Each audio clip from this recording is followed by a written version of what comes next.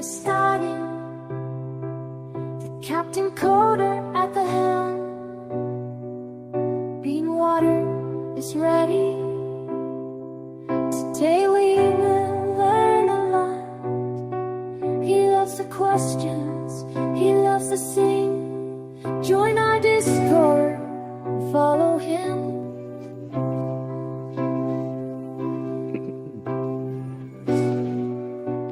Good morning, good afternoon, good evening to you, wherever you happen to be in the world. Captain Coder here on this beautiful Wednesday morning. Happy Wednesday, everybody. I hope you're having a beautiful day. We are here with the advent of code. We've got the whole crew with us. We've got our puzzles. We got our puzzle mind set to solve. So nice to have you here. Sijian, welcome back. JD Does Dev, welcome back. Code Monk, how you doing, buddy? It's nice to see all those beautiful faces out there today on this beautiful Wednesday morning for me. Any day I can wake up and code is a beautiful day, and today is no different. I'm so excited. We've been struggling our way. We've been getting through each of the puzzles each day. We are on day 13, folks. Smab, it's so nice to see you, my friend. I hope you are doing well. I hope everything is going fine for you. I know you're busy, and I appreciate you coming by to lurk here with us today, Smab. I appreciate you. Thank you for hanging out, folks. What are we doing? Code Monk, what are you up to? Where have you been? I feel like I haven't seen you in a while. I hope you've been doing wonderful. What are we doing today? What are we doing? We are doing the advent of code day 13, point of incidence. Haven't read it yet. I see the word lava. Yesterday we were working our way up to Lava Island, so the highlighted words I've seen. Smab says, I had some time to finish the puzzle today. Excellent, excellent. Did you have any time to go back to yesterday's puzzle, Smab? Yesterday's puzzle was a bit of a tricky one. Certainly not a straightforward puzzle at all. You kind of, so that's how these puzzles start getting. You start having to know, you start having to have some kind of inkling of a strategy to solve it. You can't just, and yesterday's puzzle for me was a dynamic programming puzzle, where you had the only way, as far as I am aware, to solve it is using dynamic programming. I saw some great solutions on it though, over on Reddit. Most of the people did a recursive memoized solution like I did yesterday, but my favorite solution was someone recognizing how to do it without using a cache and just iterating through and determining the number of possibilities per slot. So it turns out that they could like build up the tree as they go, but keep it at a width of 4 on the way down processing. It was really cool to see that solution. That one I think is my favorite solution. All right, we're gonna hop into day 13 here. Get some bean water in my body. My voice, I'm working on. It's a little bit gunky today, so I apologize for the gunky voice. We'll see if we have to do any singing today. Hopefully not. Sweet Radish forgot to do today's. That's okay, Sweet Radish. That's okay. Can always do. Are you saying forgot or telling me to forget to do it? Snap says I was trying to do that, but got lost with a fundamental mistake I made at the beginning. It's a really. Yesterday's puzzle is tricky enough that like you can end up with a bug so easy in the debug process. I'm not sure how to debug yesterday's in a good way. I managed to debug mine. I was missing a case in my recursion, but I had to debug it. Luckily, the debug it was really obvious thing that I missed. It's a really obvious thing that I missed. All right, we're gonna hop into day 13. Let's read today's puzzle. With your help. The day 13, point of incidence. With your help, the Hot Springs team locates an appropriate spring which launches you neatly and precisely up to the edge of Lava Island. There's just one problem. You don't see any lava. You do see a lot of ash and igneous rock. There are even what looks like gray mountains scattered around. After a while, you make your way to a nearby cluster of mountains, only to discover that the valley between them is completely full of large mirrors. Most of the mirrors seem to be aligned in a consistent way. Perhaps you should head in that direction. As you move through the Valley of Mirrors, you find that several of them have fallen from the large metal frames, keeping them in place. The mirrors are extremely flat and shiny, and many of the fallen mirrors have lodged into the ash at strange angles. Because the terrain is all one color, it's hard to tell where it's safe to walk or where you're about to run into a mirror. You note down the patterns of ash and rocks that you see as you walk. Perhaps by carefully analyzing these patterns, you can figure out where the mirrors are. For example, here's an example input. We got some grids. I think it's 2 separate grids. I need to make a. I really should build a grid, a grid helper for these puzzles. There's a lot of grids. I'm always manually doing these things. We're gonna have to do some like grid iterations and stuff. Having 2-dimensional array would be super useful. All right. To find the reflection in each pattern, you need to find a perfect reflection across a horizontal line between 2 rows or across a vertical line between 2 columns. In the first pattern, the reflection is across a vertical line between 2 columns. Arrows on each of the 2 columns point at the line between the columns. Okay.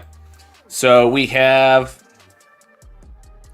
a reflection here. We draw a line here. It is saying that it reflects. So I guess this chunk is a reflection of this chunk. And I think we got to ignore this one here because they're not equal. But yeah, so notice these match up. So there is a reflection here. At this column, at this row, column, between 5 and 6. Okay, so between 5 and 6, there's a reflection. That's interesting. Smap says, I have a couple of new helpers to add to my grid due to this year's puzzles. Yeah, I need to make a grid class. I think that would be really helpful for some of these. For doing so the biggest one in my mind is like, I want transpose. And I'm looking at this and going like, well, I want to reflect. So I want to be able to take, we're going to have to do something where we take chunks. To check if it's a reflection, I kind of need to have this thing and then be able to mirror it left and do like a mirror left or a mirror right. And then we'll iterate and say, okay, is this the same thing over here? If I mirror it, is it the same thing? So that we're going to have to write something like that. In this pattern, the line of reflection is the vertical line between columns 5 and 6. Because the vertical line is not perfectly in the middle of the pattern, part of the pattern, column 1, has nowhere to reflect onto and can be ignored. Yeah, so we're just looking at that. There's no, it was ignoring that one here. Every other column has a reflected column within the pattern and must match exactly. Column 2 matches column 9. Column 3 matches column 8. 4 matches 7. 5 matches 6. The second pattern reflects across a horizontal line instead. Okay. So up and down reflection here. This pattern reflects across the horizontal line between rows 4 and 5. Row 1 would reflect with a hypothetical row 8. But since that's not in the pattern, row 1 doesn't need to match anything. The remaining rows match. Row 2 matches row 7, row 3 matches row 6, and row 4 matches row 5. To summarize, your pattern notes add up the number of columns to the left of each vertical line of reflection. To that, also add 100 multiplied by the number of rows above each horizontal line of reflection. In the above example, the first pattern's vertical line has column 5 and its left, and the second pattern's horizontal line has 4 rows above it, total of 405. Find the line of reflection in each of your patterns in the notes. Okay. How big are these? Oh, these aren't bad.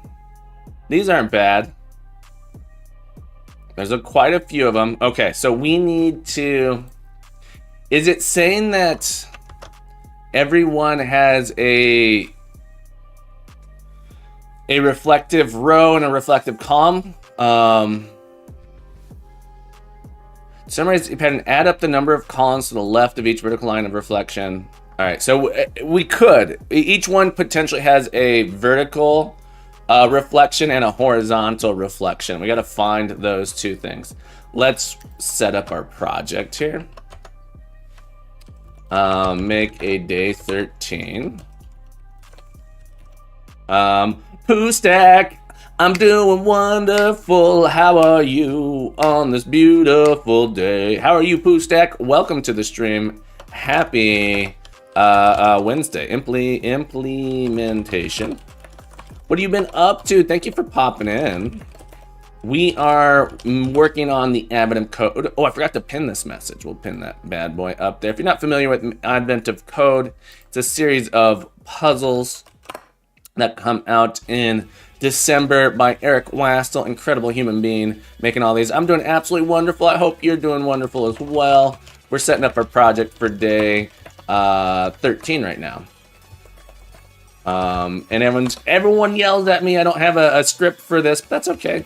.NET add package Shouldly version 4.2.1. Gonna add that in here. .NET add a reference to our implementation here, and then .NET SLN add our implementation. .NET add solution file. Oh, I never made a solution. .NET new SLN. This is where that script would come in handy here. Just do all this fancy stuff for us. That's okay. Get some good cardio on our fingers. Get some good cardio on those fingers there. Okay, let's open this up. So essentially, close day 12.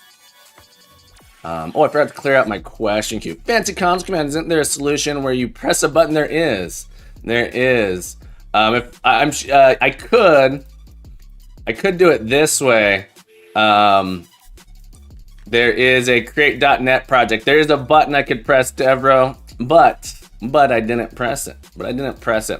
Because I'm having a blast reworking unit tests for a reworked code that I've done. First time use strategy pattern in real life, and I'm working towards unit test coverage. Nice. What kind of project is it? When you say blast, you're having fun?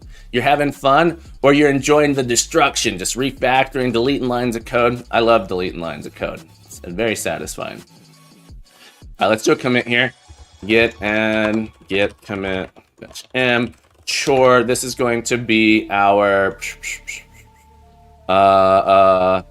setup day 13 projects. Push that up. And let's come in here. We're going to rename this day 13 tests. Day 13 tests. Let's create a day 13 class, day 13. Public class, day 13. And it's going to have a public static long day 13. Part 1. Part 1. I think we decided we were doing string array to keep things simpler. We do it this way. Yeah. To keep things a little simpler, we're just going to read in the lines like this, and then we don't have to worry as much about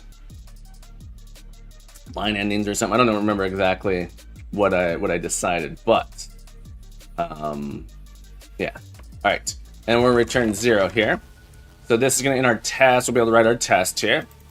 Putex, I enjoyed reworking code. Reworking test is a chore. I'm not really having as much fun.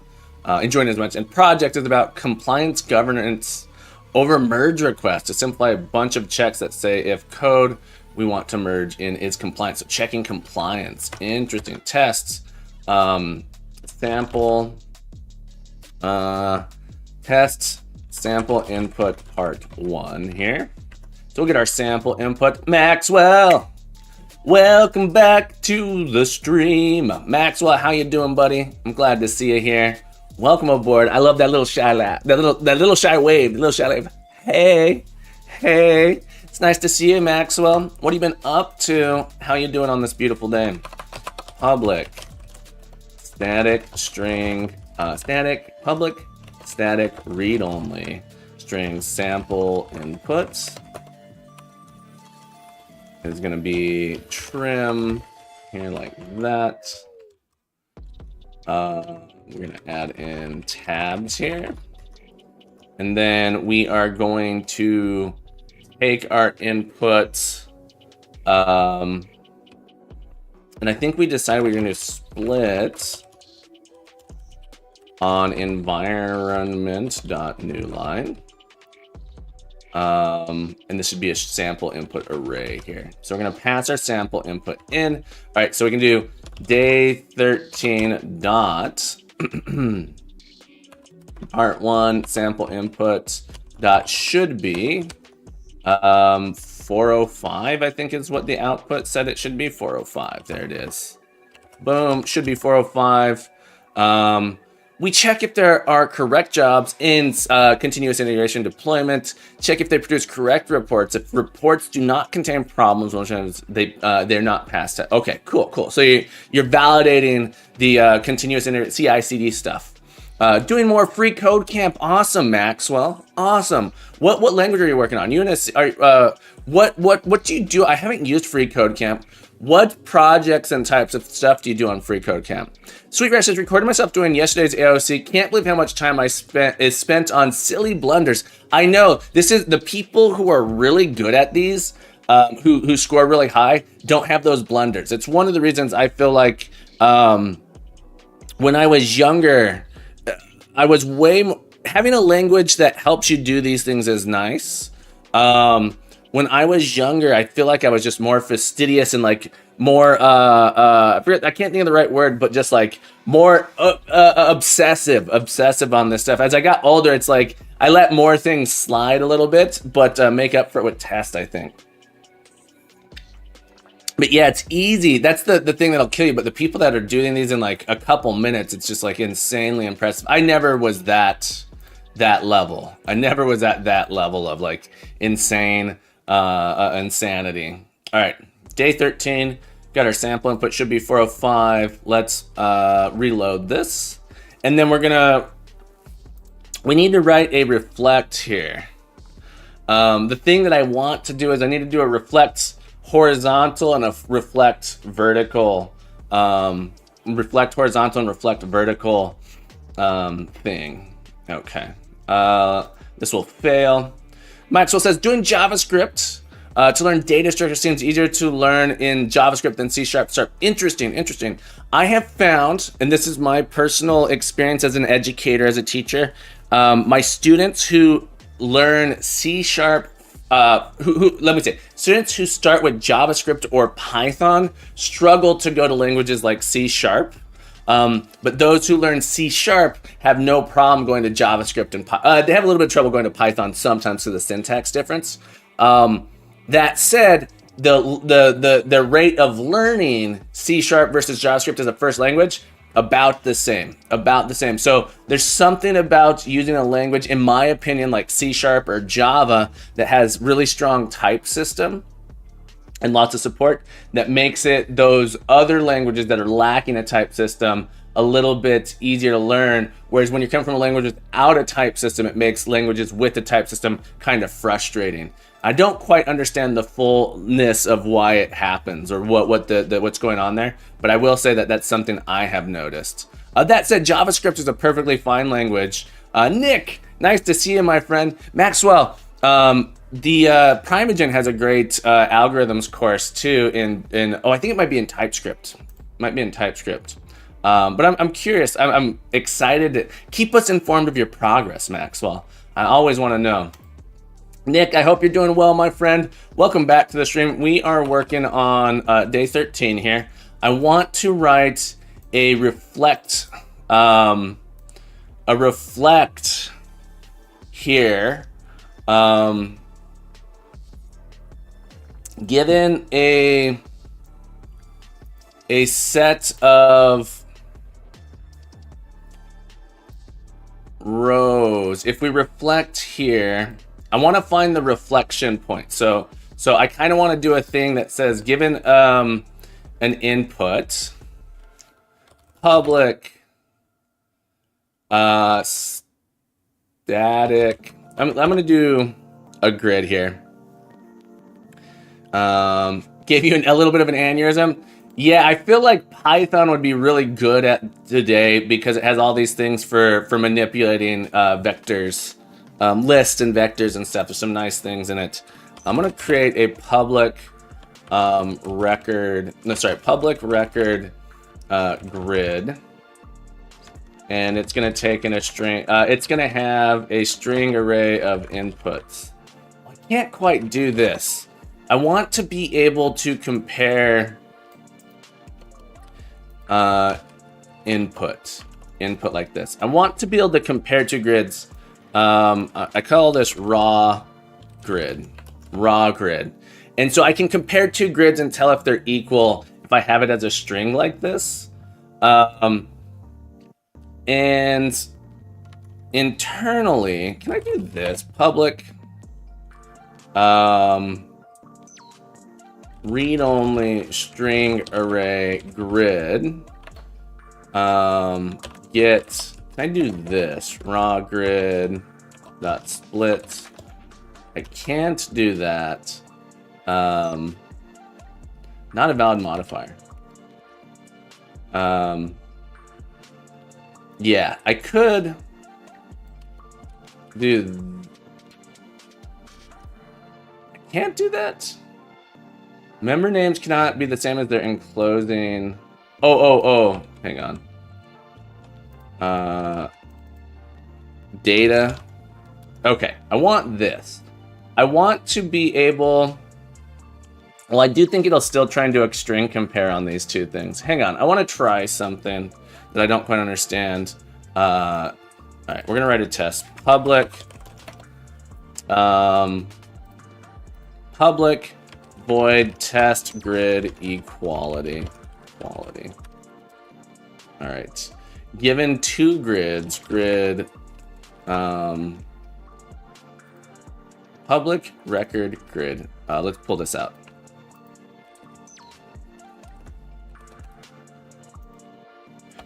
Grid G0 equals new grid.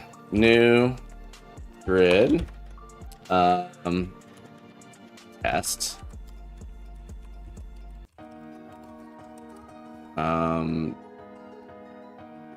I want to give this two things here. I don't know why I'm struggling. A, B, C, D, E, F. A, B, C, D, E, F. G0 dot should be G1. I want to ensure that, let's make this a fact. I want to ensure equality on these. Fact.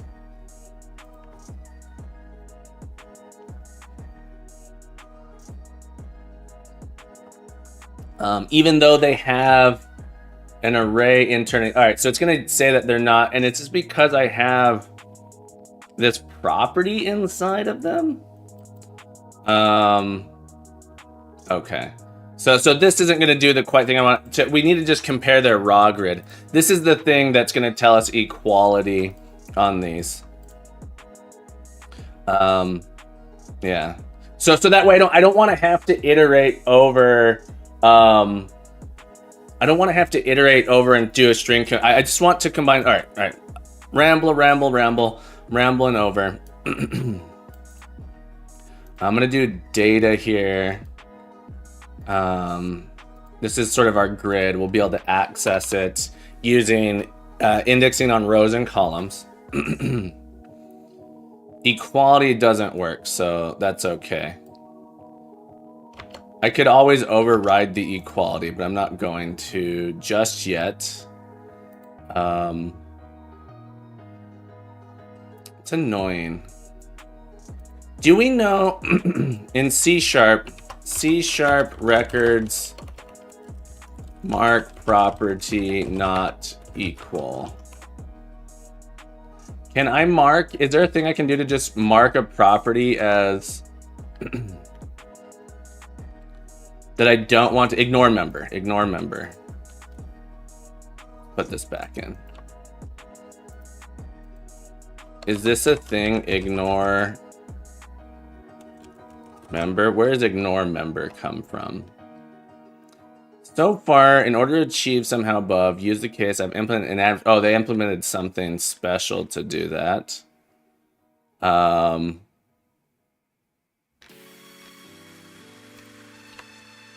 really want to know, can I ignore a member variable or property? Can I do that? Does it only do it on properties? Let's refresh. I know if I mark it private, I'm pretty sure if I mark it private, it will, no. If I make it, all right, 1 second. This should definitely work here. This will definitely work. If I make this private, I think it will also work. No, it doesn't. That's interesting.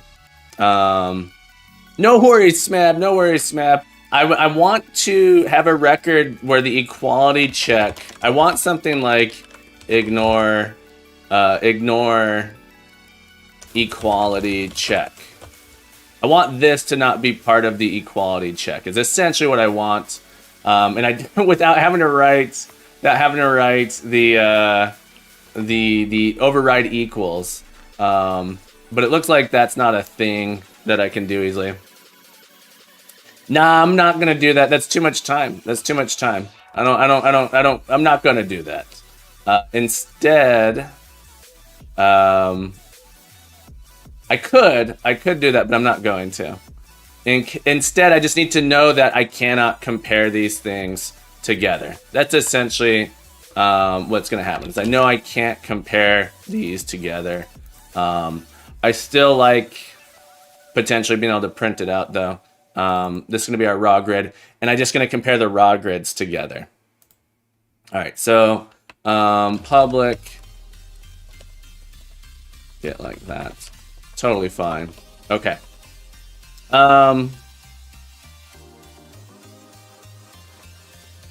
Let's write a... I want to, at the end of the day, I'm just going to convert... All right, so at the end of the day, I want to be able to... So the reflection here and the reflection here, I want to be able to... My reflect is going to take some chunk and flip it, and then all I do to check if they're mirrors is I check to see if the raw grids are the same. I don't want to write the code where I have to pairwise check everything that's built in the string for me. I just make the two strings the same, and then I check them. So if I have a if I'm careful about how my raw grid looks, then I can just say, oh, these two things are the thing. Yeah, no worries. And so I wanted to make sure if I do equals on grids that works, but it doesn't. It doesn't work. It doesn't work if I have this thing in here. I still want to be able to look at the data using indexing, I believe, because I'm going to have to build up. Maybe I don't need this. Maybe I don't need this here to do that. Maybe I do. I'm not sure. But yeah, these are our... Oh, I could call this rows. Rows is a better word. Rows. Environment.split, environment.newline. And then also, we will, let me do a trim. Steve, welcome back, my friend. Happy to have you on this beautiful day. How'd you do yesterday? I don't know. I think we missed you yesterday. How was your solution yesterday? Maybe you did show us your solution. I think we missed it, though. I don't think you were here. I'm really curious how you did yesterday's problem. If you did it recursively or if you found a way to build it up. Oh, didn't look at yesterday's yet. Gotcha. No problem. All right, so this will get us our grids. So my input here, given a grid, I'm going to do this here as a grid. We're going to call this test grid. We'll create a fact. Public void test mirror horizontal. Is horizontal up and down? Yeah, I believe. That's how I'm going to do it. Horizontal, vertical. Let's call mirror rows. So it's going to take a row and flip it at that position. Flip it at that position. So what I want to do is we're going to make a grid.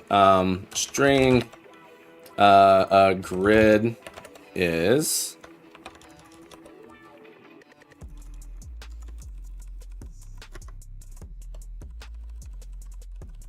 trim, and then we'll split.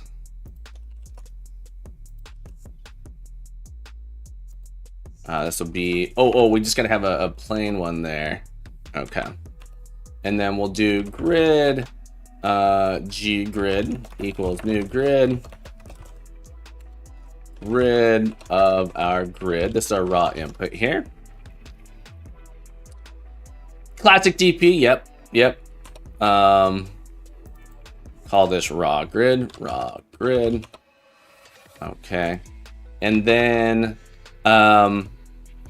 we want to do a mirror on it. So I want to specify a mirror on it. Let me think about this. Mirror at, yeah, so I want a method, I think, that says mirror rows, and then I specify the row before. Let me take the second input. This is the one that I really want here, actually. Okay, and I want to do 0, 1, 2, 3. 3, I think is the right one, or was it 4? All right, so this is gonna give us back a new grid like this. And I'm thinking it'll be when we do a mirror, to be able to compare top grid, bottom. It's back a top and a bottom is what I want. So it's gonna give us back the bottom portion that was left over and the top portion like this. And then you can compare whether or not those two things are equal. It's gonna actually mirror the top portion into the bottom portion. Nineberry, hello my friend. Thank you for sharing your solution with us. We are still working on it. I think I have on part 1, I think I have a working solution for part 1, or I think I have a winning concept for part 1. It's nothing crazy. I just got to do the mirrors, like this. So if I mirror on 4, mirror rows. So I'm gonna write a method here: public grid top, grid bottom. Mirror rows like this. It's gonna actually pull this through. Toak, welcome back to the stream, my friend. It's nice to see you. We want, so if I say to mirror here, does that work? If I mirror here, we assume that the microsecond gang. Yes, indeed. If I mirror here, we just assume this one's okay. If I mirror here, I only care about these two. If I mirror here, I care about these two. So we specify the row we want to mirror on, and then we can like build up.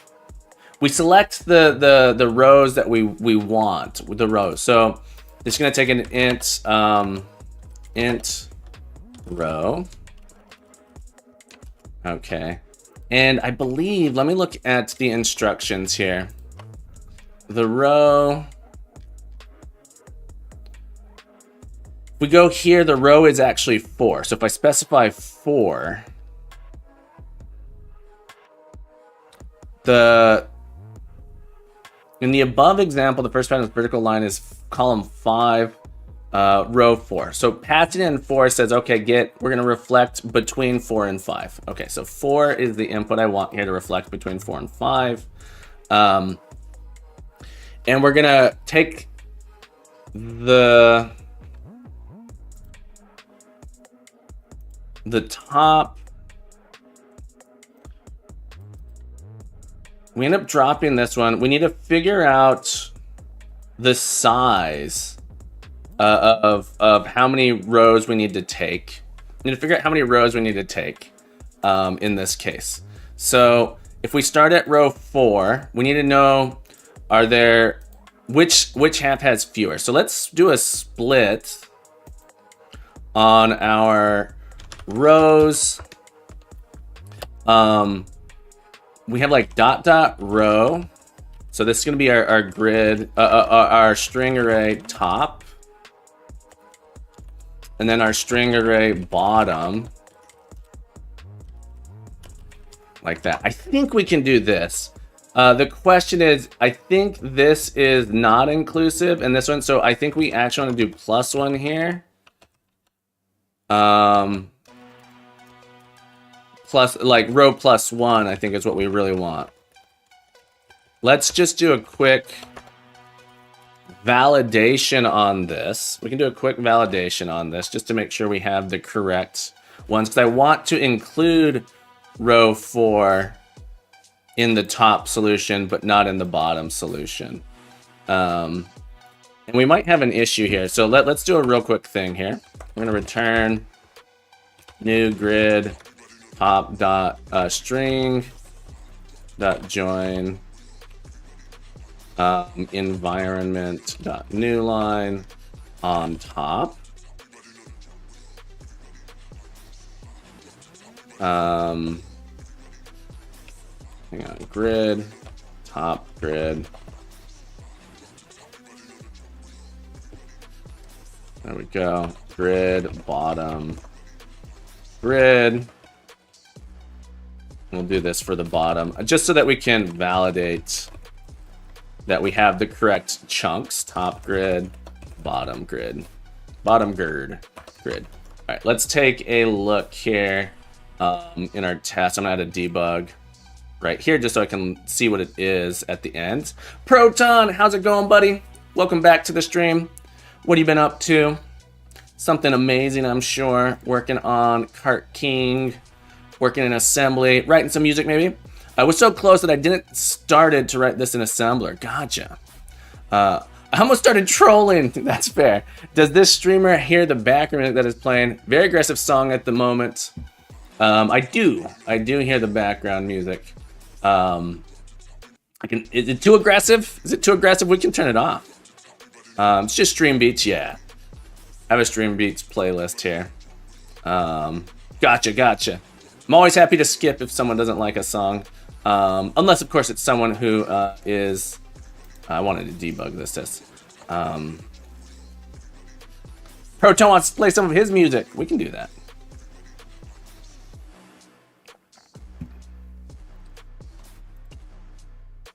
All right, I just want to see. Let's do. If I do a step over, do we end? Not yet. All right, I just wanted to check. Can I copy value?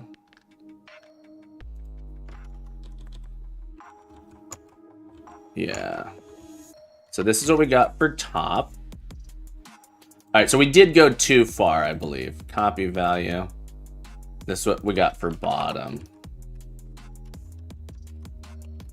Interesting. We actually need just row on the top, and it looks like -1 on the bottom, which is fascinating to me. I would have assumed, let's disconnect and do a debug one more time.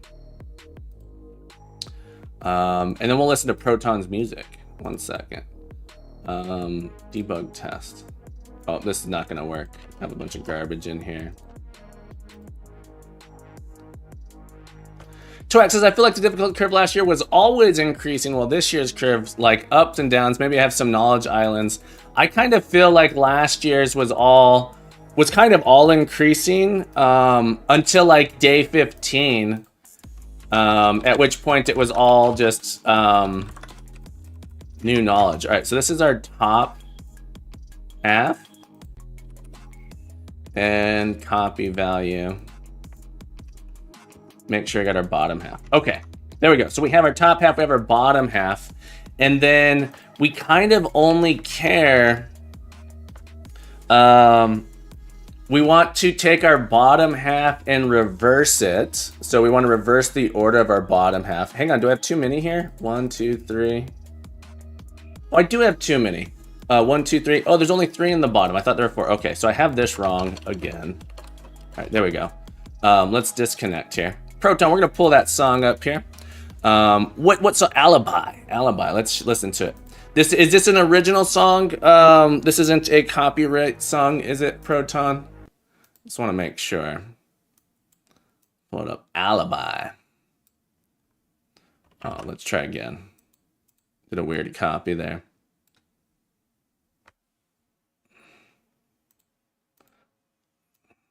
Ooh, I love this. How's the volume? Is the volume too loud?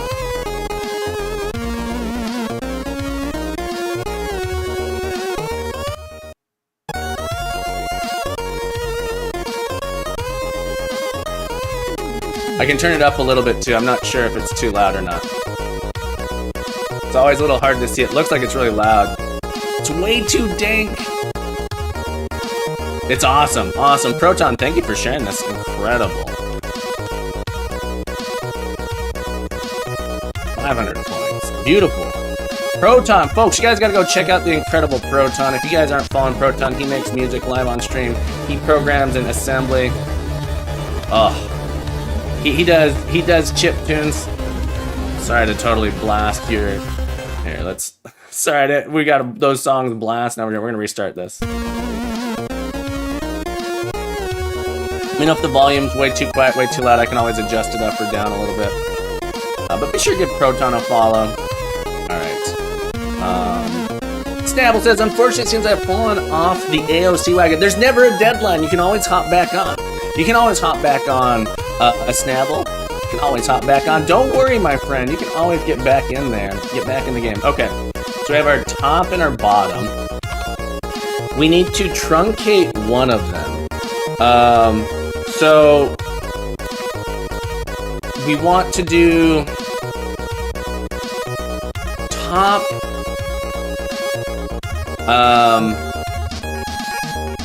top.take bottom.length and bottom.take top.length. So we can end up with just the top here.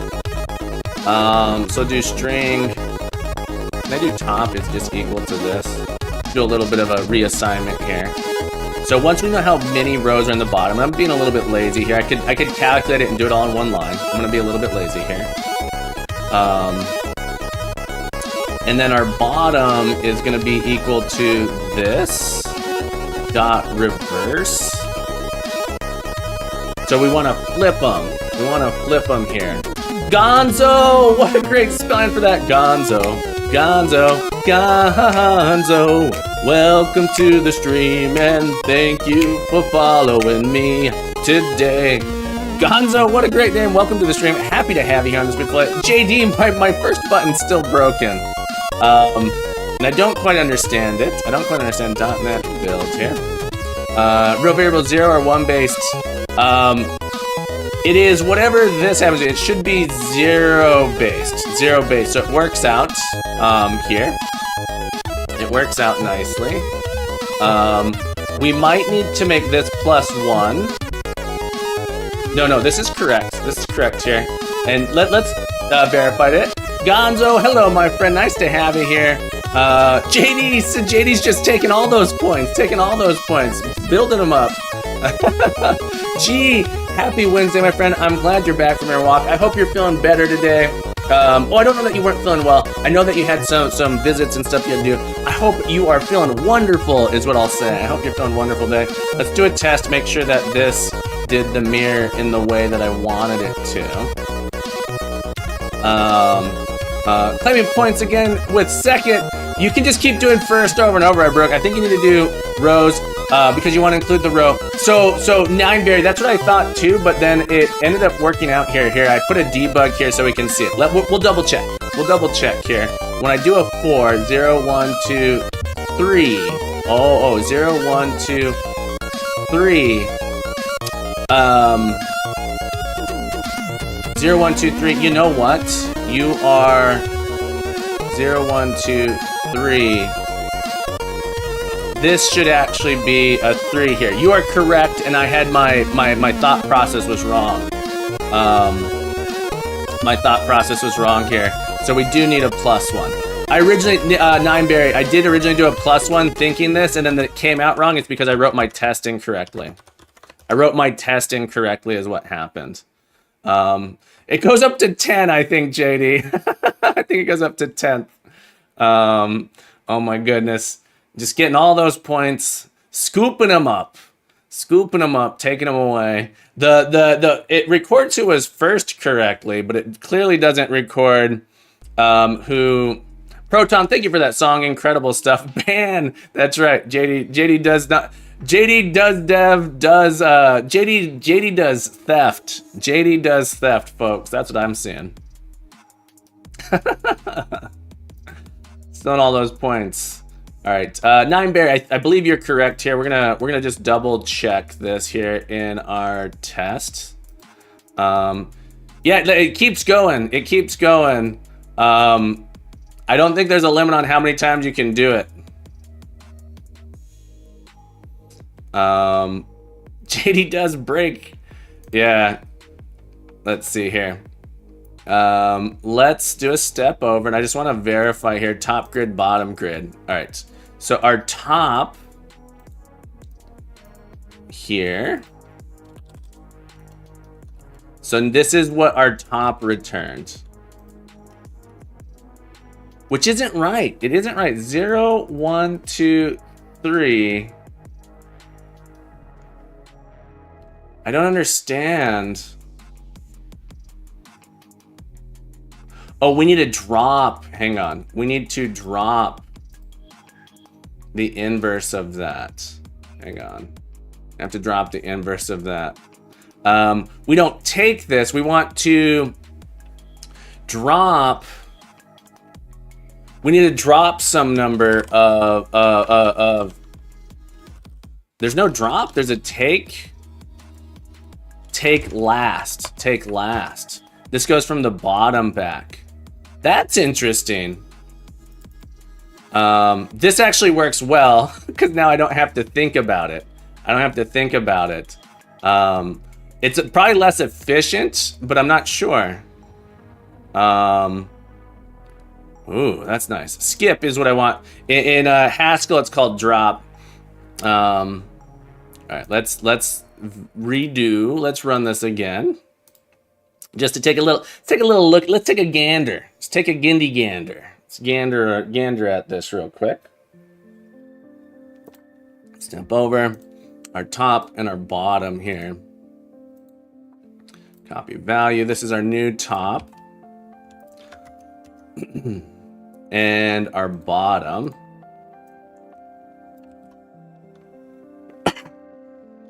There we go.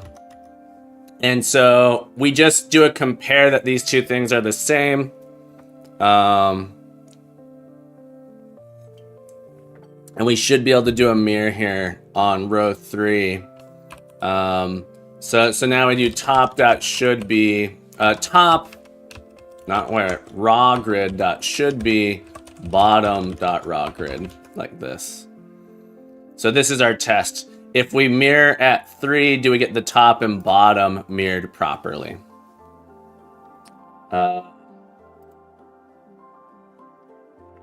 So I think we have a mirror rows that works. Let's write one more test here.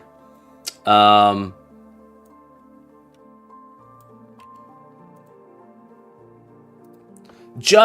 only done it once with this. We got to do one more. So now we want to find the mirrored rows. We want to find the mirrored rows. And so I think your shader skills are to comments now, but that's true. Can also take a range. Nice, nice. Look, I learned something new every day. I learned something new every day here on with you guys. All right, so now we're gonna find. We do public int find mirror row like this, and we're just gonna loop through all the rows and see if we can find the mirror.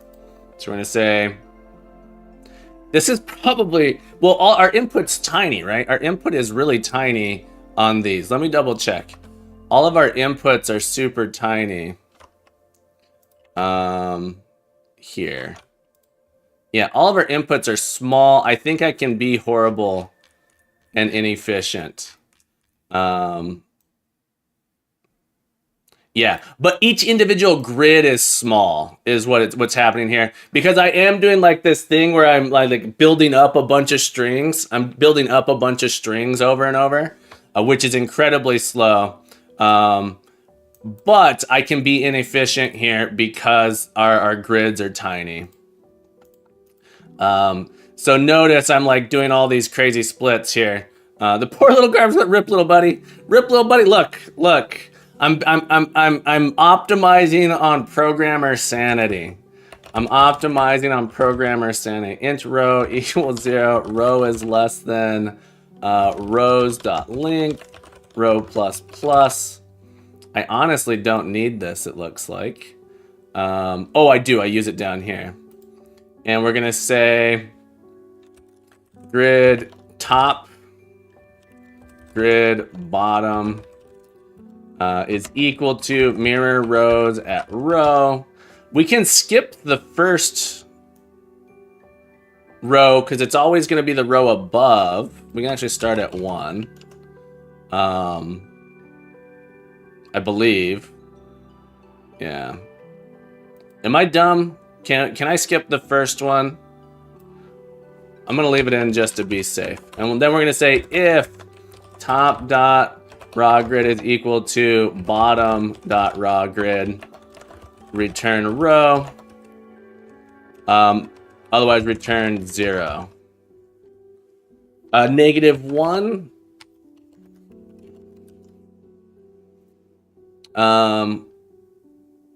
Oh, this is interesting. Yeah, find mirror row.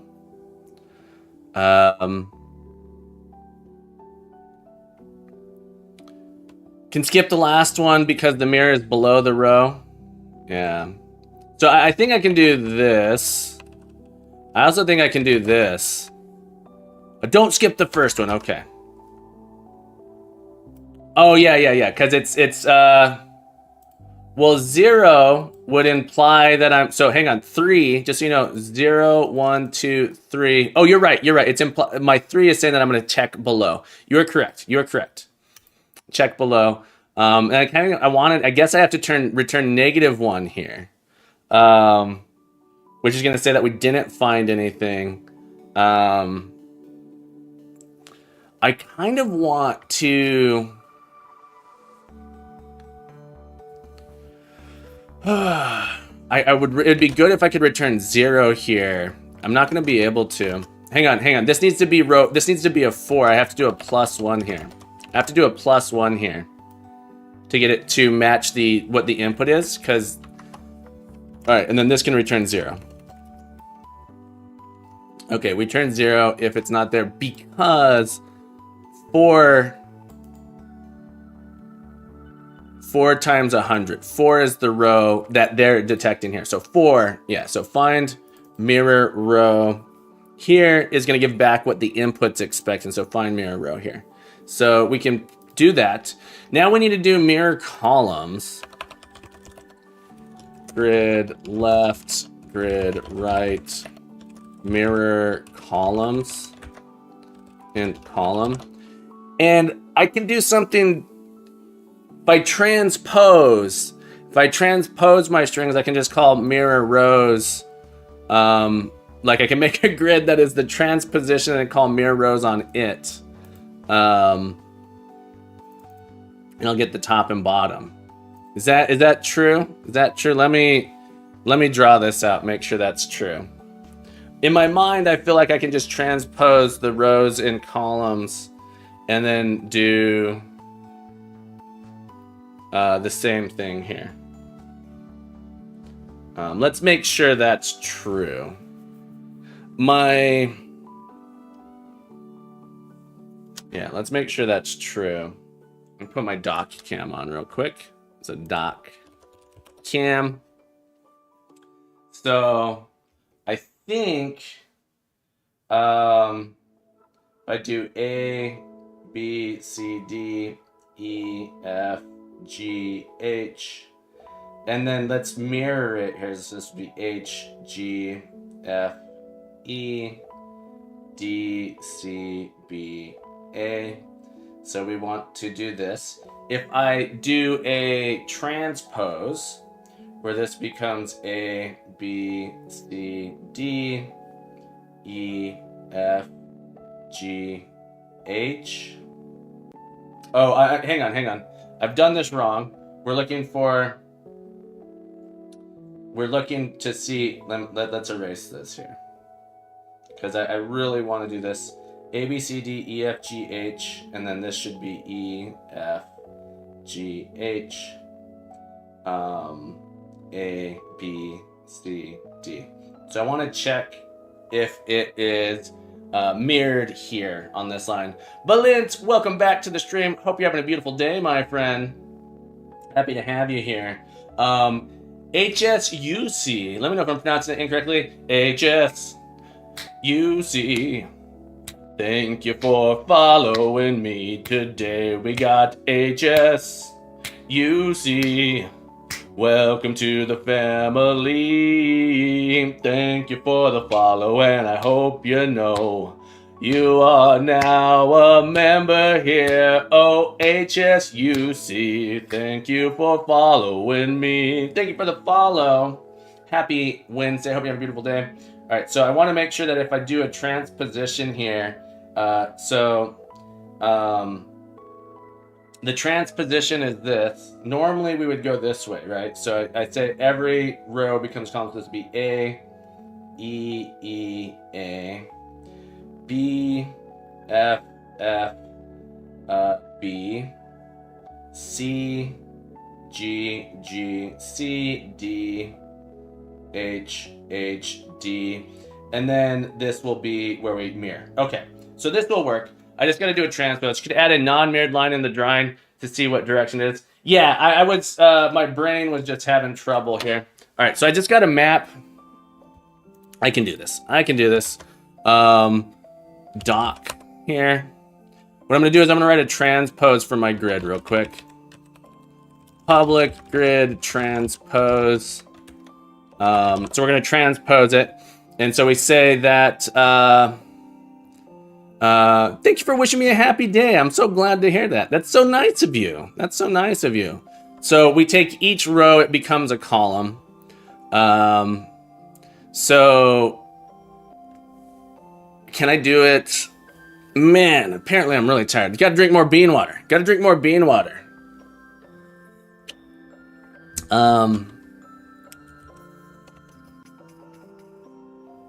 Come on, brain, you can do it. Lists of care columns or new rows. We're gonna be lazy here. For int row equals 0, row less than rows. Dot length row plus plus. For int column equals 0, column less than rows of row dot length column plus plus new row. Oh, we gotta go this way though. We'll go with 0. New row dot new rows. This is gonna be our new row. All right, I can do it this way. String buffer, string builder equals new. Builder dot append rows of row column. like that. And then it's going to be strings new rows dot add builder dot toString builder dot clear. So we do this, get all of our new rows, and then we're gonna return a new grid, string dot join environment dot new line, environment dot new line, environment dot new line of our new rows. Okay, let's test our transpose really quick. Test our transpose, make sure we have a nice little sanity check for ourselves. Fact public void test transpose grid, and we'll do a string raw grid, and we've got A B C D E F G H I J K L M N O P. Let's make this not equal length. A B C D E F G H. You know what? Let's make it 3 by 4. Like this. Okay. So we can test that. And then we're gonna do a grid equals new grid with our raw grid. And we'll do a grid transposed is gonna be our grid dot transpose. And then we want to assert that our raw string transposed grid should be A, B, C, D, E, F, G, H, I, J, K, L. Like this. And we'll do assert transposed dot raw grid dot should be transposed grid. Okay. Okay, let's test this out. Let's test it out.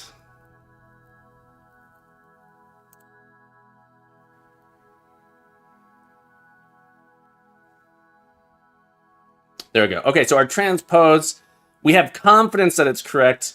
You know, there's always a case where it could be broken. All right, so find column or mirror columns. It's kind of crazy here. Mirror columns. I really need to display the mirror line in the debug. It was tedious. Gotcha. That's probably not a bad thing to check here. But we can do a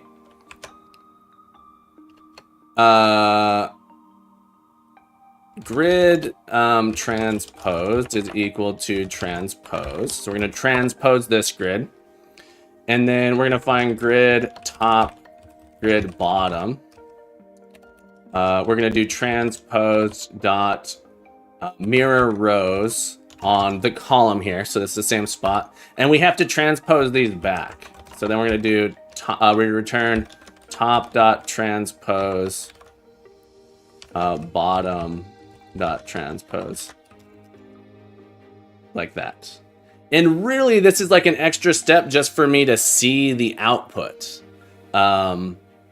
This is just a step for me to see the output. There's a crazy inefficiency here for actually solving this puzzle using the top and bottom here. Well, you know, and maybe I'll do it in my find rows. Or just should we handle negative wraparound indices or just terminate early? When you say negative wraparound indices, what I guess I'm not understanding what you're suggesting here, Sweet Radish. All right, we're gonna try. We have this one here. We know the column. Are these the same input? No, they're not. This one This one actually mirrors on the column as on the horizontal as well. Oh, no. These are two different ones here. 2 points is expanding while they're the same. I know what a negative wraparound indice. I don't understand where that is useful in today's mirror columns. When one of the reaches boundary, like what are the course of action? When I drop it. So you only have, so I see what you're saying. Okay, so if your input is too long, so for example here, let's take a look at this one here. I think I understand what you're saying. In this input here, we mirror here, right? So the mirror is right here. You're saying, what do we do at this row? Is that your question? What do we do at this row here? Since it's not on the bottom, we end up only checking if this part mirrors this part. Yeah, so you drop it. You can assume that you don't have to worry about it. Assume that it is mirrored on the other end is one way to do it. I just ignore it.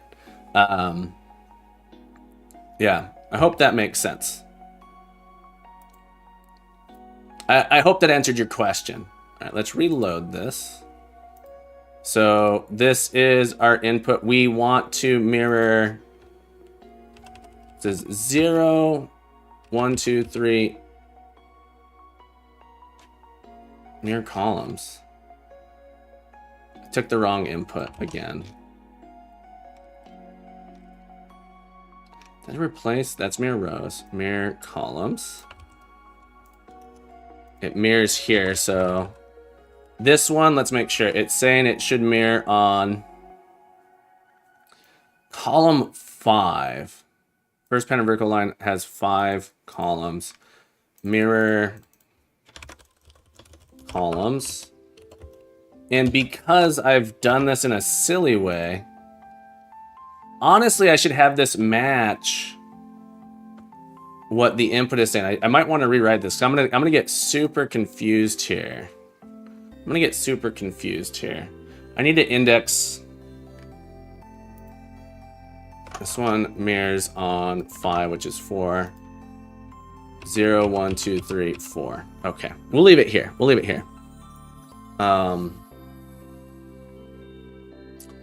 And this now becomes left. This becomes right. We'll run this real quick.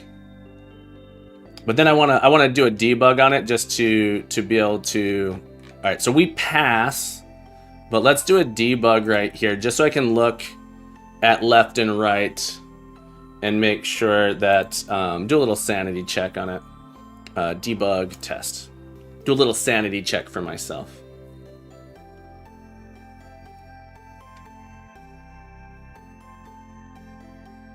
So our left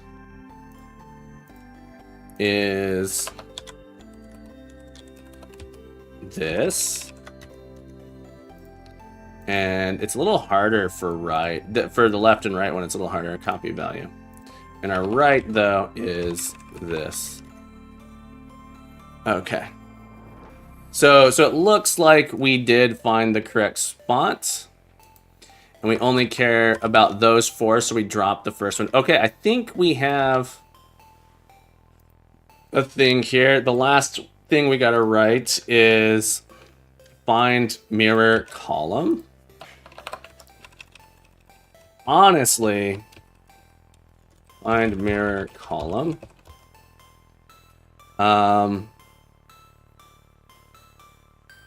For int, I think the fastest way to do this is actually going to go grid transposed is equal to transposed. And then here we do transpose dot. And then we don't have to do the transposition a million times. So I honestly, this mirror columns was kind of useless. but find mirror columns here should do it for us. Let's do a test find. Let's do a test find on these. Format this document. We'll write a fact public void test find mirror rows and columns like this. You just call find mirror rows on the transpose. That's exactly what I did. Yeah, mirror rows on the transpose grid, and then I don't have to do. I transpose it once, and then I do the transposition on it, and I don't have to transpose it over and over.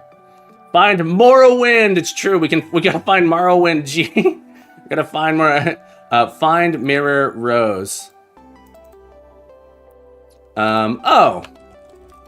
Haha. Transpose.find mirror rows. Nineberry, you're a genius. Genius points. Add Nineberry.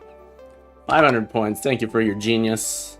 You done did it. You done did it. And this just becomes transpose.find mirror row. Transpose. Boom. Easy peasy. Nice and squeezy. And we really don't need this, but it was fun to write. It was fun to write. It was fun to validate. Fun is a strong word. It helped validate this. It helped validate this. Test it before giving points. Yeah. All right. Find mirror rows and columns. We're gonna do grid.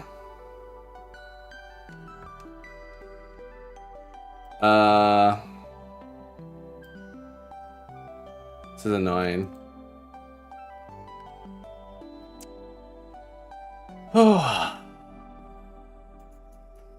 Here. Test mirror rows. Test find mirror rows. Okay. Grid dot find mirror row dot should be 4. Okay.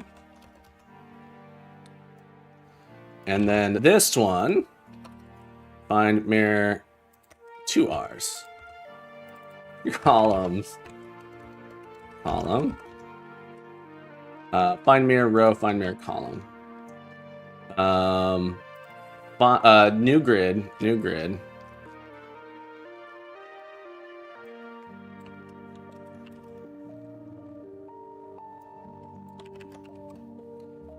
Raw grid find mirror column should be 5. All right, we're about to be able to test part 1. We're about to be able to write a solution for part 1. Let's test find mirror row, find mirror column. Okay, let's go ahead and go over to our test now, and essentially we do input dot split. Well, input's already split. Input dot I could always just join these back together and then do a double split on it.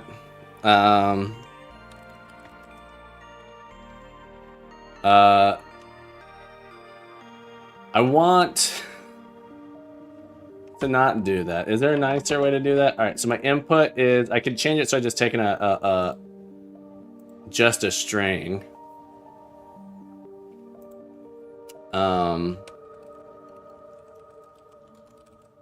I know these are new lines, but doesn't remove the empties.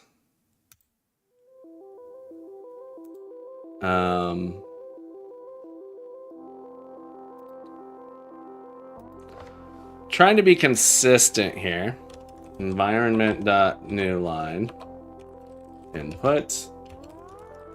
This feels really dumb. I want to split on 2 new lines.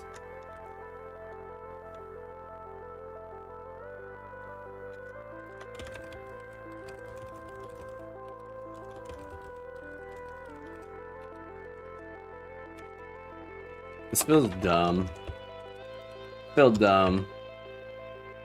This should be a string array raw grids. Like that. Let me also do a thing here where we trim entries. I don't want to remove empty lines, but I want to trim entries here. I don't even know if my raw grids are going to be coming through properly now. All right.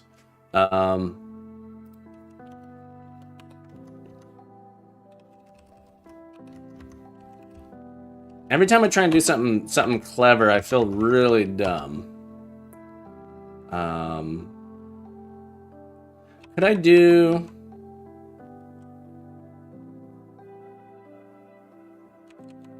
I'm gonna leave it. I'm gonna leave it. Select.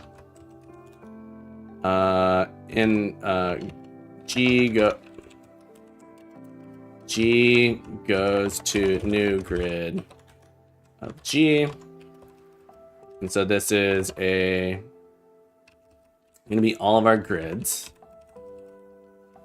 All right, so we're gonna do IEnumerable grid.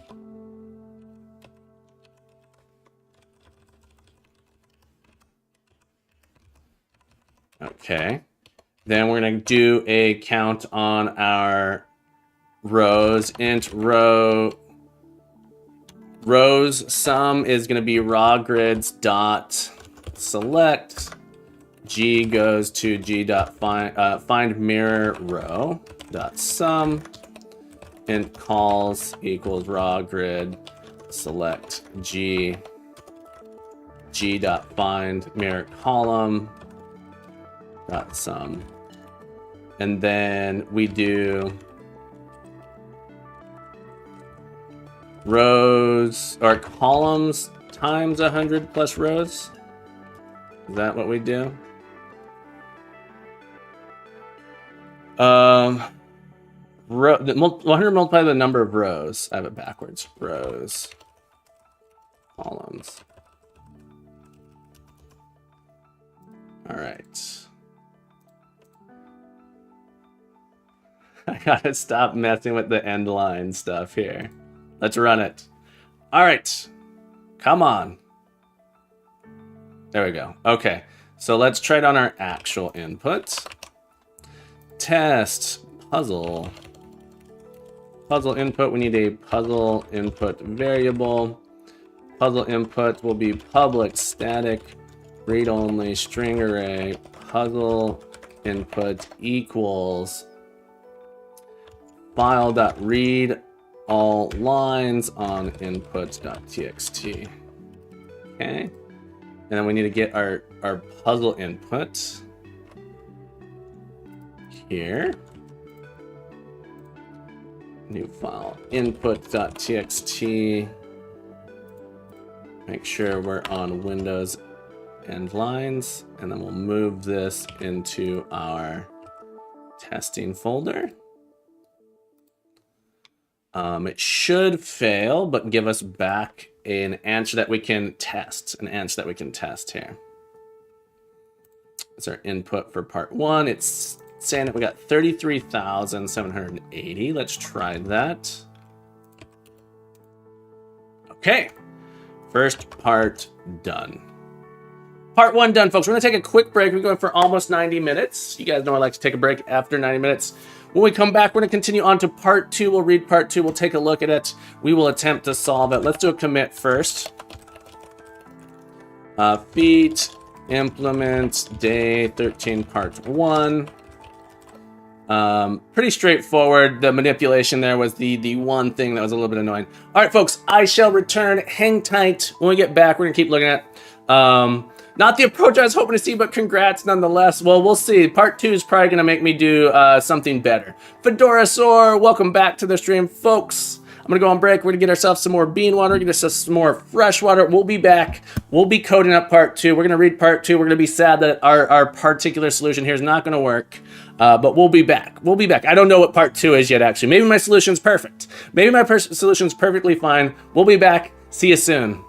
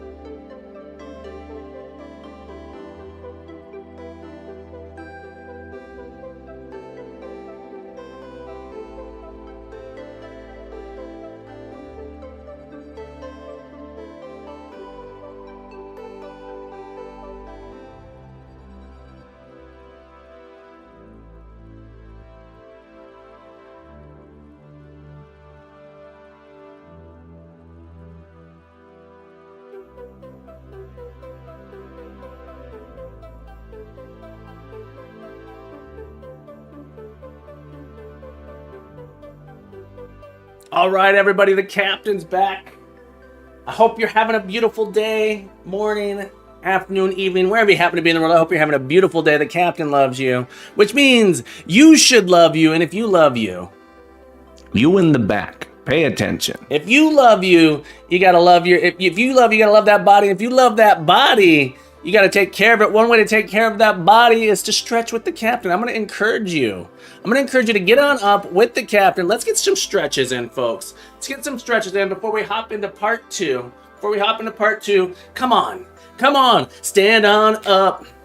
Get on up, stand on up. We're gonna stretch with Captain Coder. Come on, my friends. Get up to walking. I'm glad you're having a beautiful day, my friend. Arms up at the side here. We're gonna do some trunk twists. Left and right, nice and slow. Back and forth. You don't want to snap to the left or right too fast. You don't want to pull anything. Just nice rotations, left and right. Really stretching that trunk. It's called a trunk twist here. You can even have your arms down like this if you think it helps you a little bit. But just go back and forth, nice and slow. Get that twist in. Oh, feels so good. Feels so good. Now, we're going to do the lean. Get those hands up. You lean to the left. Lean to the right. Lean to the left. Oh, lean to the right. Oh, we're leaning machines. Just getting that nice stretch in, taking care of ourselves, loving ourselves, because we deserve it. We deserve it. You deserve it. The captain loves you. Oh yeah. Nice deep breath in. Reach up as high as you can. Reach up as high as you can. Get that nice stretch in. Engage the core. Go up on your tippy toes. Up on your tippy toes, nice and high. All right, deep breath in. Exhale. As you exhale, go ahead and slowly hinge at the hips, and you're gonna hang, trying to reach down, touch the floor. If you can't touch the floor, that's okay. Keep those legs straight if you can. Don't lock the knees. You don't want to pass out. But we're stretching the lower back and glutes here. Your gluteus maximus, which I believe means big glute. Biggest glute, the maxis of glutes here. We're gonna hang here just for a few moments. Oh, really focus on not reaching for the ground, but instead hinging at the hips here. We're gonna breathe in 5 seconds as we do slowly roll up in. Bring those shoulders up, back and down. We're gonna do some shoulder rolls and back. 2, 3, 4. Add the elbows. Yeah. 2, 3, 4. Full arms. 2, 3, 4. Bring them forward. 2, 3, 4. Add the elbows. Yeah. 2, 3, 4. Full arms. 2, 3, 4. Oh, shake it out. Shake it out. Thank you guys so much for joining me in those stretches. I know you did. I know you're taking care of yourselves. You're lovely people. Give all of you guys 100 points for joining me in those stretches. I appreciate you being here to enjoy them with me. We are going to come back in here. Moonies, you first. Welcome aboard, my friend. Nice to see you. Easy first. Easy first. I hope you've been having a beautiful, beautiful week at your new job. How is your new job going? Do you like it? Do you dislike it? Do you have any regrets? I know it's the first week, so it's always hard to tell how much you're gonna like it. But Moonies, thank you for being here, folks. If you guys don't know Moonies, I am new job is great. Glad to hear it. Moonies, incredible game developer, full-time game developer, working on a Metroidvania game. Be sure to check him out, folks. Be sure to hit that like, smash that love button, smash that love button. Your only regret is that you didn't find your new job sooner. That's fair. I'm glad. I love my current job too. I'm so happy with my new job. Not new job. I've been here 3 years. So happy with my teaching job. It's the best job I've ever had. I really, really like it. We just finished part 1. Hang on. We can, goodbye text. We just finished part 1. We're about to read part 2 of Advent of Code. Let's take a look. You resume walking through the Valley of Mirrors and smack, run directly into one. Hopefully nobody was watching because that must have been pretty embarrassing. My initial thought is they're going to ask us to find the mirror on a diagonal going bottom left to top right, and then top left to bottom right. So that's my thought here, is they're going to ask us to find some mirror along a y equals x axis, but I don't know. Upon closer inspection, you discover that every mirror has exactly one smudge. Exactly one dot or hash should be the opposite type. All right, so clearly I'm wrong. In each pattern, you'll need to locate and fix the smudge that causes a different reflection line. See, I was thinking something was gonna be some hard. The old reflection line won't necessarily continue being valid after the smudge is fixed. Okay, here's the above example. Well, that's where I think it would be really hard to make it do, like, you got to find some crazy reflection. Although generating that input would probably be nuts. Sweet Radishes, when I read the question, I assumed something with actual reflection, like normal angle. Yeah. The word different is important here. Yeah, so it's one of these is incorrect. The first pattern smudge is in the top left corner. If the top left were instead a dot, it would have a different horizontal line of reflection. With the smudge in the top left corner repaired, a new horizontal line of reflection between rows 3 and 4 now exists. Row 7 has no corresponding reflected row and can be ignored, but every other row matches exactly. Row 1 matches row 6.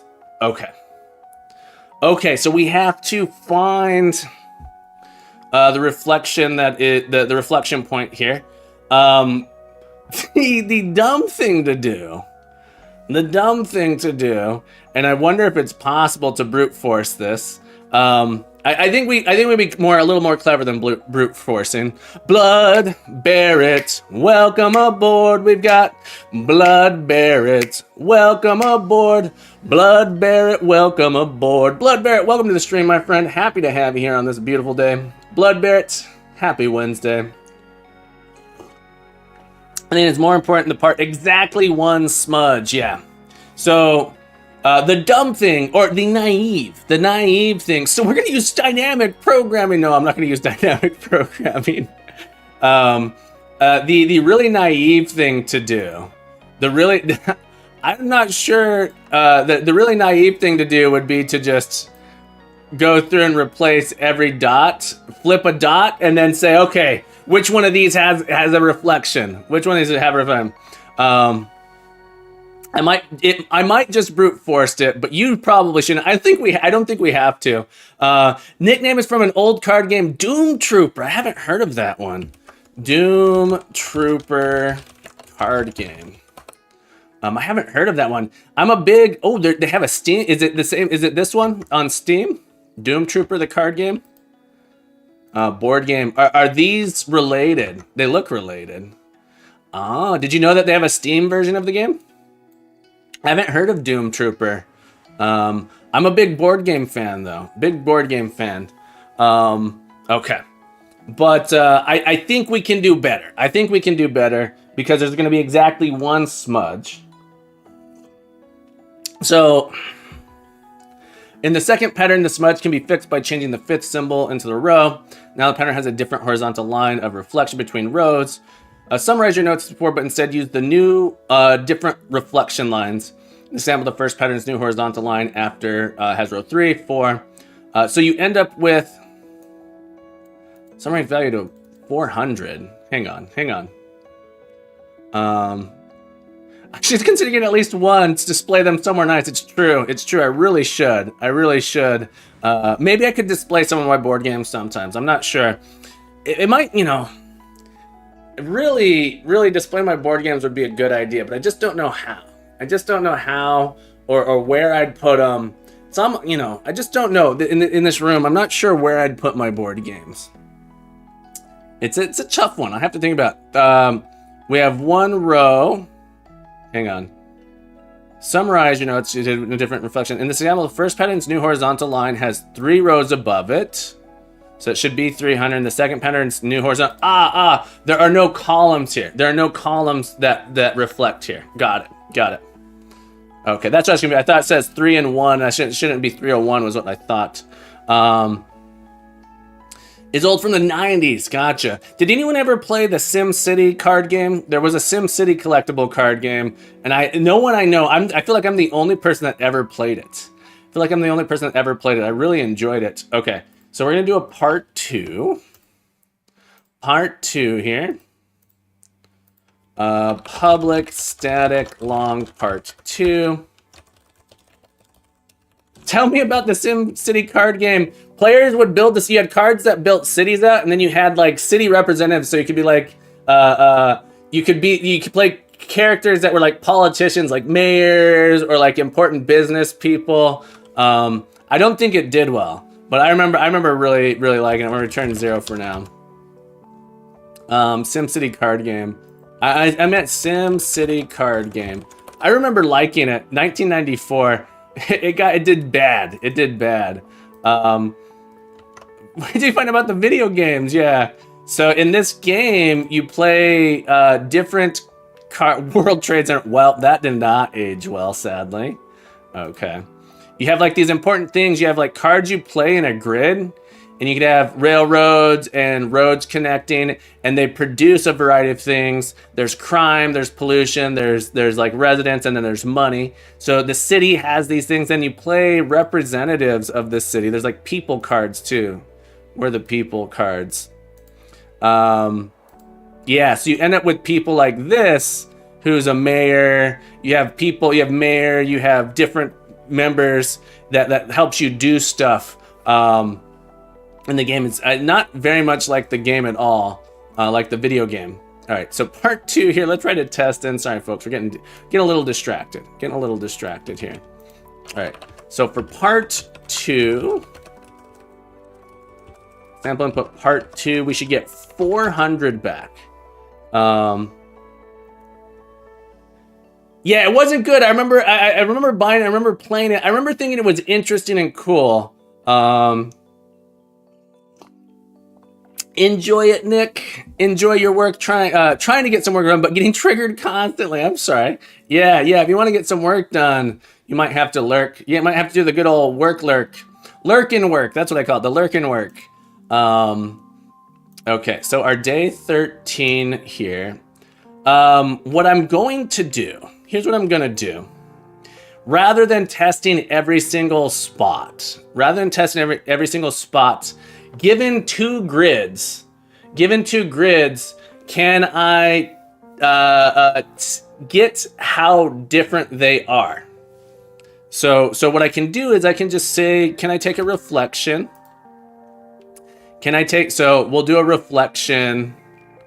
So for example, if we do a reflection, come on, why won't you do this thing? All right, so we do a reflection. We're gonna do a reflection on each, we're gonna start row 1 and do reflections across, and we say, when I do a reflection between these two, how different are they? How these two things, when we do a reflection on row 1, how different are the reflections? And if the reflection is 1, if the reflection difference is 1, then we know that that's the reflection row because there's exactly one mistake in it. I think that's a simple way to do it. Someone tell me if I'm insane on that. And we do the same thing for the columns. We just count the number of differences in a reflection. And again, they're small enough that the doesn't cost much to do these reflections, right? So we have, what's our tallest ones, like 10, 20 tall here. So we're just gonna check the distance. And the thing is, in a string, I don't know how. We could put a threshold on it too and stop early is the other one. So, we want to check. So what I'm going to do is given two grids, how different are they? So I want a method like this. Public static bool has difference of int diff size. So I care if it has a diff size of like 1. Another way I could do it is say, just give me the whole diff size, but I want to stop early. I want to save a few CPU cycles, right? So grid first grid second, like this, and then I just count the differences. I wrote science to support an arbitrary amount of diffs. Yeah, we could do an arbitrary amount of diffs, but I really just care about the one, and has difference up, and then I can just do for,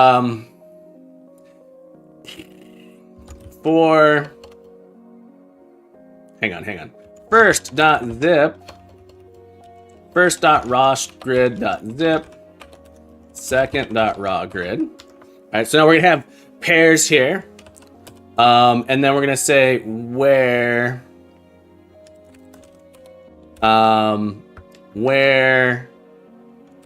we have two things coming in. We have a char A, char B.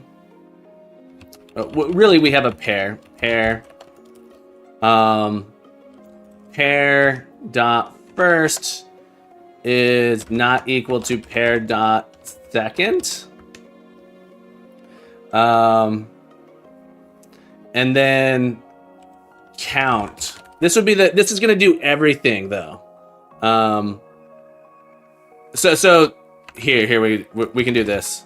Public int what Hamming distance, is that what it is?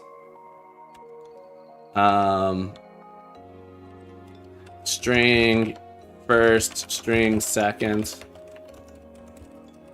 goes to this.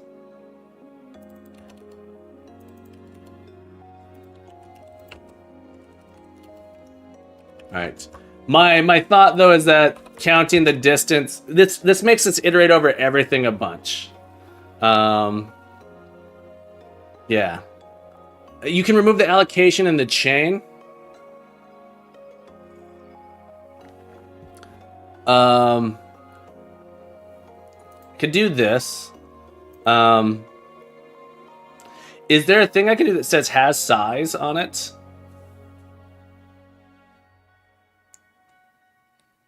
Oh, count. Gotcha. Count.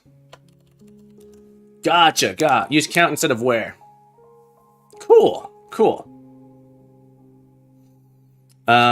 we can have a Hamming distance on it.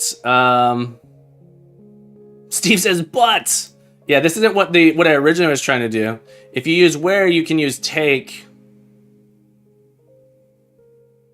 So it's a toss-up. We'll do this. We'll see how slow we are. This is gonna be slow, but we're gonna go for it. Part 2 here. So now we're gonna do public int find smudged row.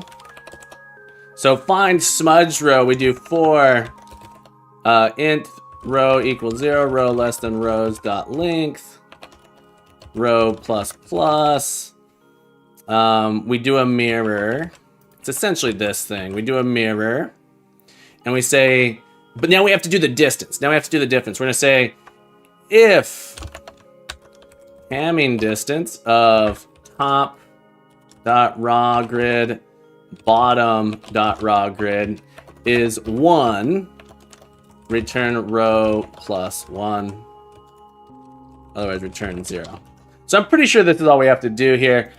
This might be, I mean, it's small. It's small. Our sizes are small, right? We're doing it a bunch of times, but it's relatively small. Find smudge column is transpose dot find smudge row, right? Okay. And let's just go for part 2. Let's just go for it. We're not going to write tests. We ain't no sucker. All right, we're not. All right. Find smudge row. Find smudged column. Well, we wrote some tests. We're not writing any new tests. I don't think I need to test my... Well, if our Hamming... We might need to test Hamming distance in smudge row, but... We're going to go for it. Calm down. Smab, calm down. All right. Does part 2 pass? Day 13. Okay, part 2 passes. We don't need no stinking test, Drunk Bad. It's fine. We can always do tests later if it doesn't work. That's sort of what I was thinking too. All right, we're gonna test our puzzle input part 2. Man, is this really all part 2 is? Puzzle input. Hang on. I guess that's okay. Where's that from again with the badges? I think that badge there, the 2023 one, or the watching with audio. Nick. Uh-oh. Jackbox games, go away. .NET test here. I really thought it was gonna have us do a mirror across some.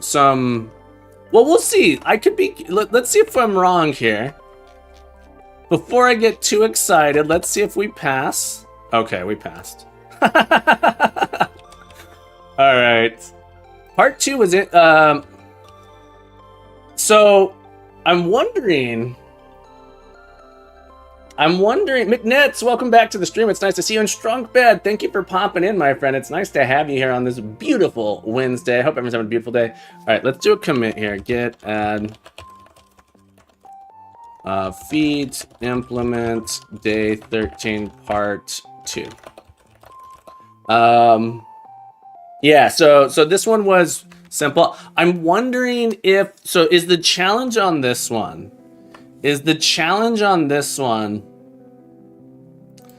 that we cannot just go through and check every, I feel like we could literally go in and say, go through each of our grids and swap out every possible point and then just do another one and find, and if there's no mirror, I think you could brute force it in like under 10 minutes. Yeah, Steve. So in my mind, I'm going like, what is the hard part? Kovalaki, it's going well. How are you on this beautiful day? Kovalaki, I'm doing absolutely phenomenal. Phenomenon. Phenomenal. Yeah, I think we can brute force this one easily. And so I don't think there's that much. They're small. All the grids are really tiny, so you can brute force it. Oh, interesting. People aren't able to brute force it. Exactly. Gee, that's exactly right. So the idea would be that you swap them all out until you have one that has a reflection, and then you're good. CLBI. Welcome back to the stream, and Spura83. It's nice to see you. My very naive brute force runs in 240 milliseconds. Kuani, welcome to the stream. In your solution, do you just swap all of the? You go through and for each one say, oh, what if I swap this one? What if I swap that one? What if I swap this one? Problem might be that people are finding the unsmudged mirror instead of the smudged one. Okay. The reason why brute force does not work is not about performance, but it's because if you swap every cell, you won't know if the mirror you find is the original one or the one with the smudge. Oh, that makes sense. Nineberry. Or CLBI, that makes sense. You'd have to do a thing that says, okay, and that it's not the original. But so you might end up with the same row. Okay, yeah, that's true. I think it's relatively easy to check that if it was the original flip as well. That said, that feels actually a little bit harder. Well, you can't quite check that because you might still flip at that row, right? So a smudge somewhere, you might still flip at that row even while not changing that one. So it's a little bit trickier to check. Because the row where there was the original mirror, or the column where there was the original mirror, you have to say that, like, adding a smudge in there. Is that true? If you added a smudge in there, would it still flip? It may actually be the case that that's never possible by adding a smudge in.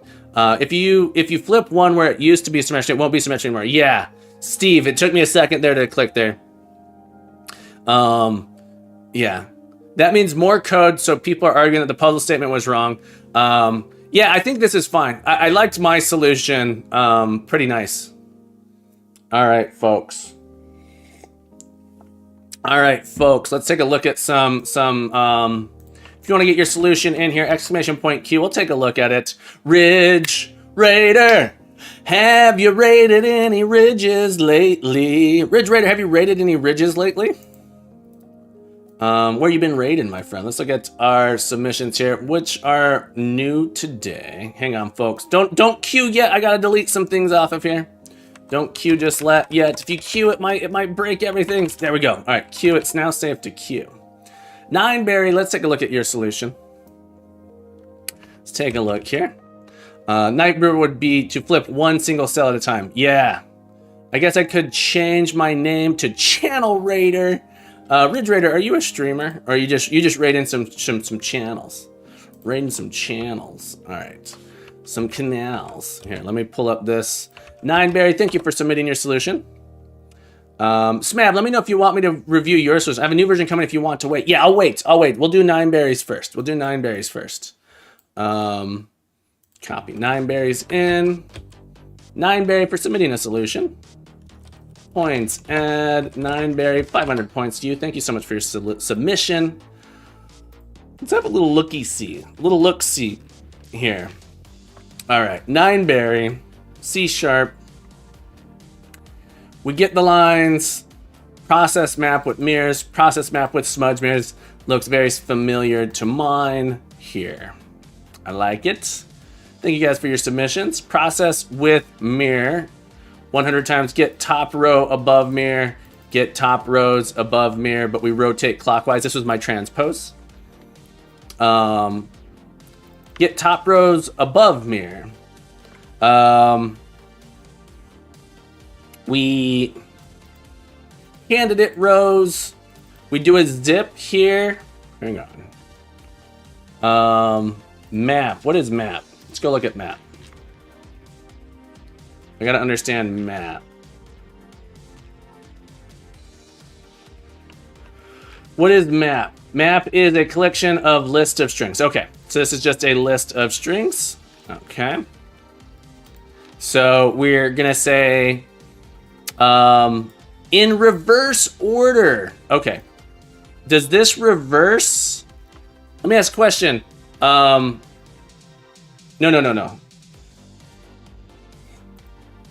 Map from the beginning to one to the end. No, this doesn't reverse it. This is from the all but the last one, and then this is all but the first one. Without the last. All but the last one, all but the first one. And then we select pair index and we say,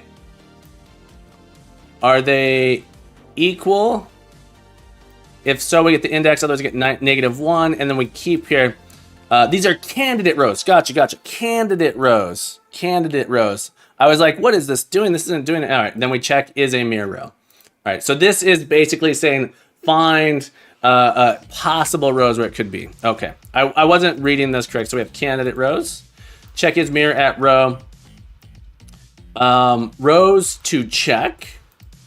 Here we have the count minus our mirror row +1. We take the minimum here of these two. Okay, so this is finding how many rows that we're gonna have to do.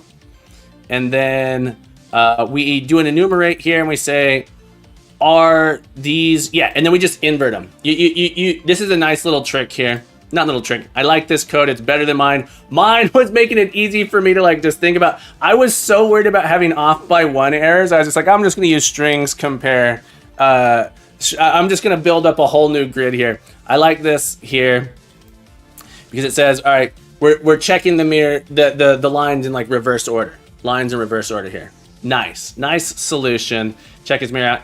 And then our smudge, we're looking for where we're off by 1, I believe. Yeah. Candidate rows, default values -1.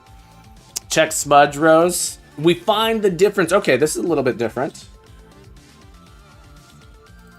If we found a mirror and there's exactly one smudge, check smudge mirror map, and then we check the mirror row. So you're doing the mirror thing, and then we check each of the rows here.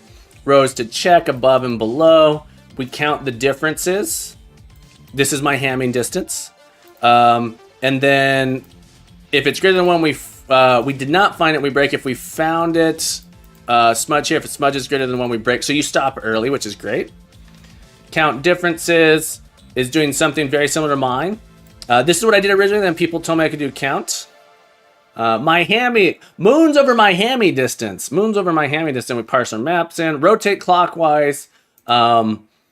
Select column index. Join this on row to column index. I like this better than my loop. Nice solution. Nice straightforward solution. I'm not expecting any crazy solutions on this one. Crazy is not right. I'm looking forward to see if we can find some clever solutions though.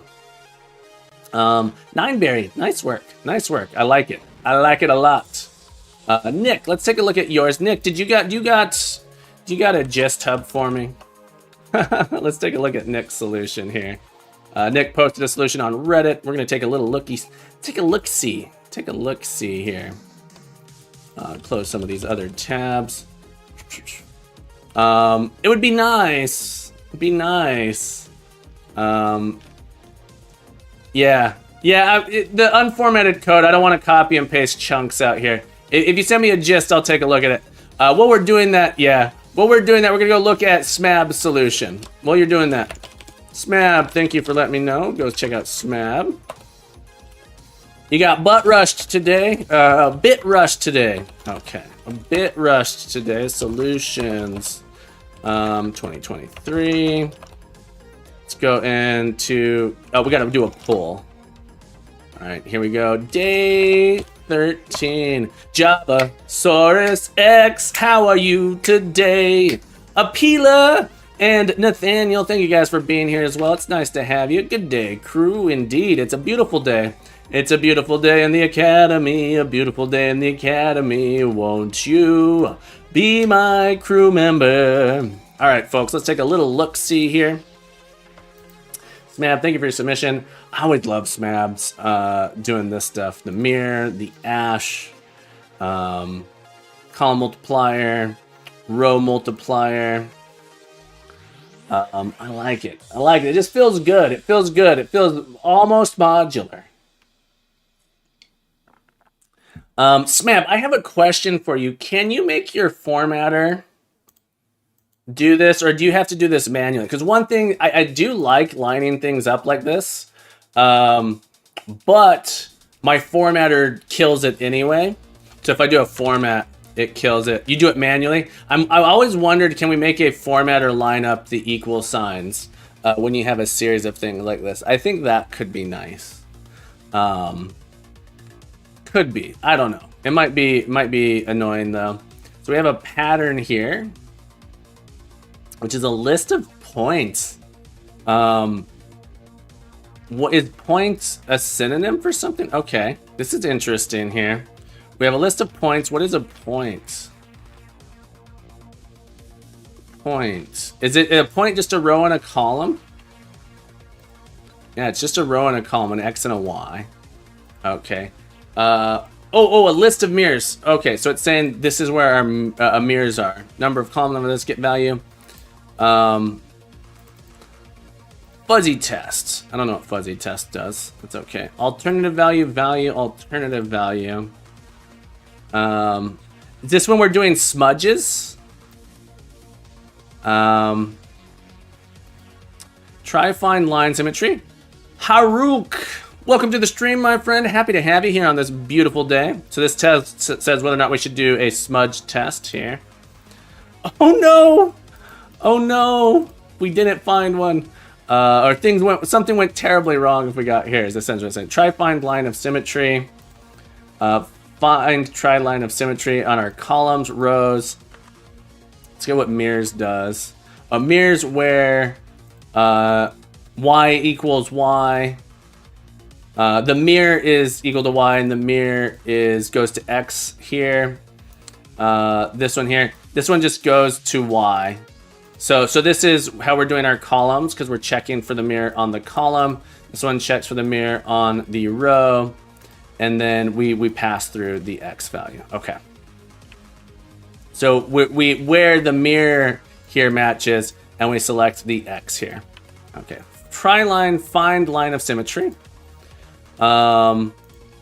Is symmetrical. Let's go look at is symmetrical real quick. We are symmetrical. Finding this. Yeah, you know, your code is usually so easy for me to follow. I'm finding the jumps in here a little bit tricky. It feels like my code a little bit of like, oh, we got to jump here, then we got to jump here, then we got to jump here. Your code is usually much more concise and straightforward, Smab. But you did say you were rushed today, so I'm not.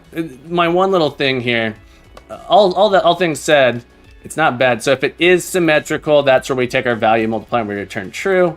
Otherwise, we return false, and our value is -1. Okay. Then we look at is symmetrical. Is symmetrical values index max value, and then we know whether or not we're doing a fuzzy test here. Yeah, it's totally fine. I haven't turned them into extensions yet. Gotcha. Yeah, and then I bet it's going to read really beautifully. If we're doing a fuzzy test and our position is greater than or equal to 0, then our possible smudge position is this position. Try fuzzy test with values. Try fuzzy test with values. So we're finding our smudge position, then we get our value index +1. This is what I was doing, index +1 as well. And then try test with fuzzy values. You're doing a hash set here, saying if all of the symmetries are the same. If the two sets are equal, I like this solution. Nice. I just quote unquote was lazy. I cheated is what I was gonna say, but I was really lazy and I just used my string compares to do it. In this case, if we have exactly 1 or exactly 1, we have a position of 1, which is true. It used to pass the string all the way down. Gotcha. Yeah, mine was super lazy and I just passed my string all the way through and do a string compare. I really like this solution to turn it into sets of values there. En Sakaroas 1 2 3 1 2 1 1 3 1 2. Thank you for following me. Enskaros. Sorry if I'm pronouncing it incorrectly. Enskaros. Roas. I can't pronounce it. Welcome to the stream, my friend. Happy Wednesday. Welcome to the stream. And thank you for following me. Thank you for the follow. Happy to have you here on this beautiful Wednesday. And then we just have some parsing that happens here. It's a solution that we all kind of have had so far, following the same concept. So that's pretty nice. So this is not a hash set of the string. Oh, really? The string is faster. That's interesting.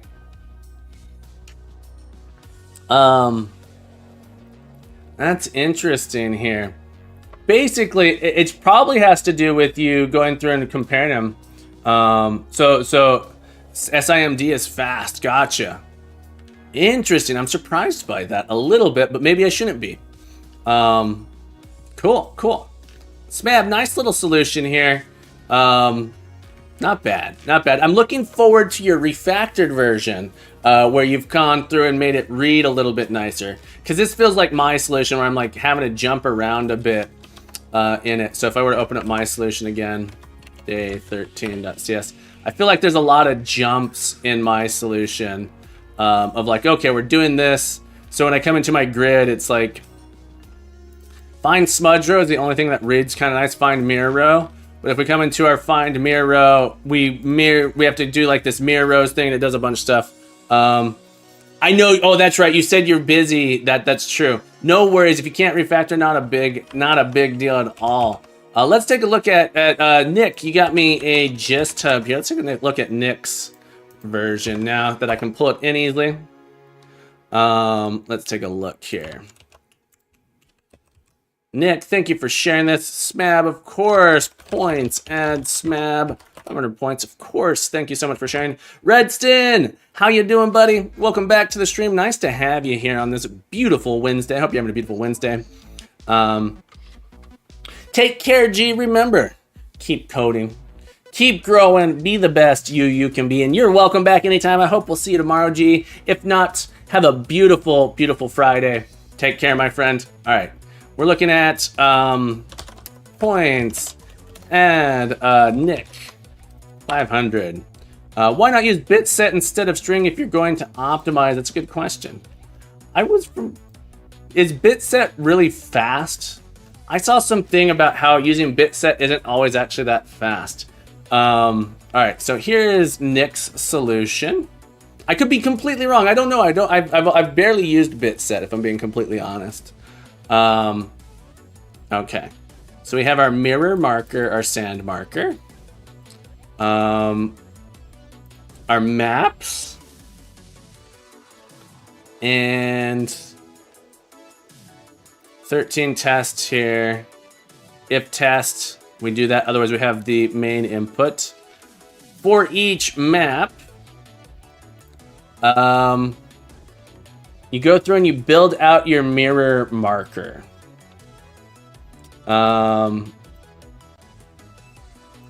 Mirror marker here.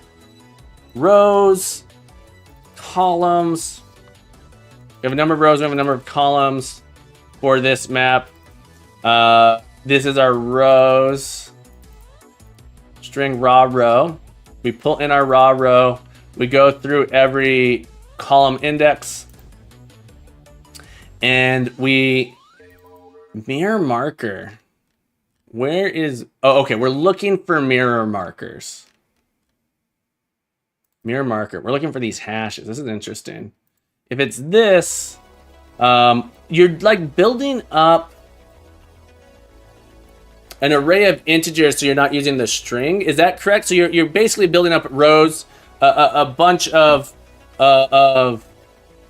rows and columns that you can process, rather than Okay. So you have rows and columns with the integers in there. Okay, and then you're doing something fancy here with the bit. I'm assuming this is the Hamming difference. So you can do this to nicely check the number of things here. Okay. Get reflection distance from left with max bit difference. Expected difference. So this is part of our part 2. Get reflection distance from left. Part 1. So we get reflection difference from left, distance from left. So this is finding our reflection distance for our rows and our columns, and we're doing a sum on it. You broke part 1, don't break part 1. And then for part 2, we have the one with the max distance. Okay, so let's take a look at this. It's a really interesting approach. I'm assuming you're trying to do it for efficiency here, is why you've broken it into this, Nick. Logic is the same except for the 2 parts, so add that as an outer loop conditional variable. These are the values we're looking for here, and we're looking for our offsets. At the end of the day, if we find an offset, we get this, the length minus the mid here. Interesting. Running count diff. Here is where, okay, I see. So you're finding the number of differences, and if we find one, we're not all okay. Okay. To walk as a pain. This is an intense, I want to say intense, straightforward solution, but there's a lot going on here. Really hard for me to understand it. I'd be curious the level of efficiency we've managed to get here. That shows the columns and rows as one, so you can easily spot the mirroring. Yes, doing it for efficiency. Gotcha. And then this one here, our difference is just we have an expected differences coming in here, and we check the expected differences. Where down here, we actually just running diff count, do some differences here. Okay. Nice. I want to say a nice solution. Really hard for me to read and understand at a glance. See, I like to optimize for programmer sanity. Optimized for programmer sanity here. I'm also a never nester, and so like the nesting here, 1, 2, 3, 4, 5. Like this is just for me personally. Following 5 nested things is tough. Having a triply nested loop is tough. Although I think what's happening here is this one isn't actually a really triply nested loose. Allocations are bad for my programmer sanity, Steve. That's fair. Yeah. So you're saving the code duplication here, where you do it one with the true, one with the false. So really, we're only 4 nestings deep.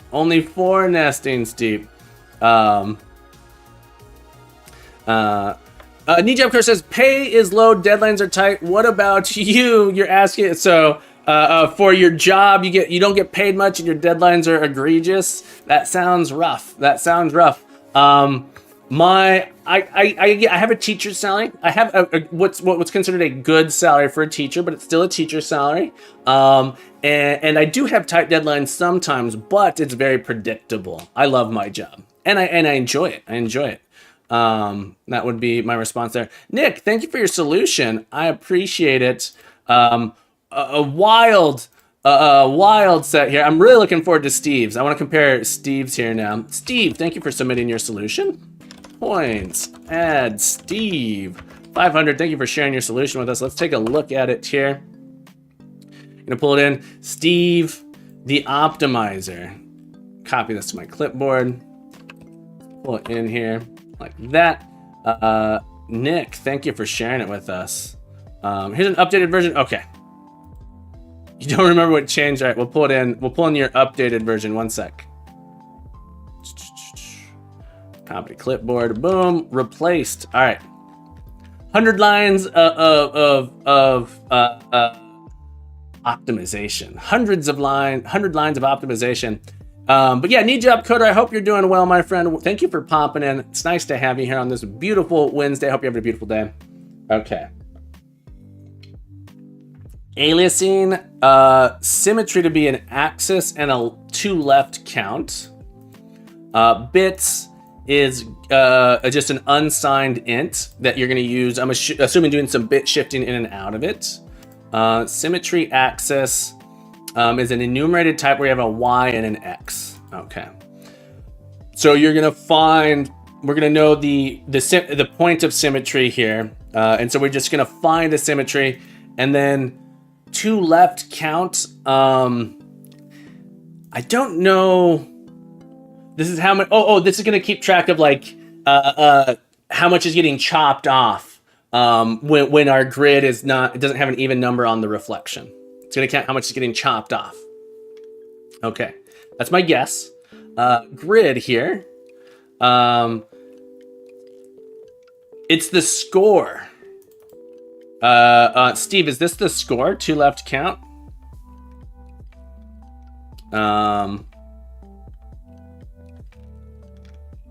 We're gonna find out. Symmetry buffer here. Symmetry buffer symmetries. And you find the mirror and count how many to the left or top there are. I think that's what this is gonna do, but we'll find out. We're gonna calculate our symmetries here. So our grid, it's the value you have to sum up at the end multiplied by the axis value. Gotcha. Yeah. So that's the position on it. This is our score. Oh, okay. I did have it wrong. This is how far away we are from it, and then these are our scores. It's interesting that you've named this symmetry axis.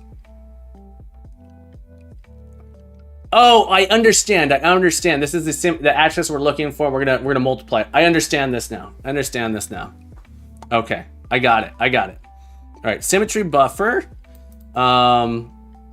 Here, let's go. We're gonna construct a grid of our rows and columns. Rows and columns, because we are using an int to track the rows and columns.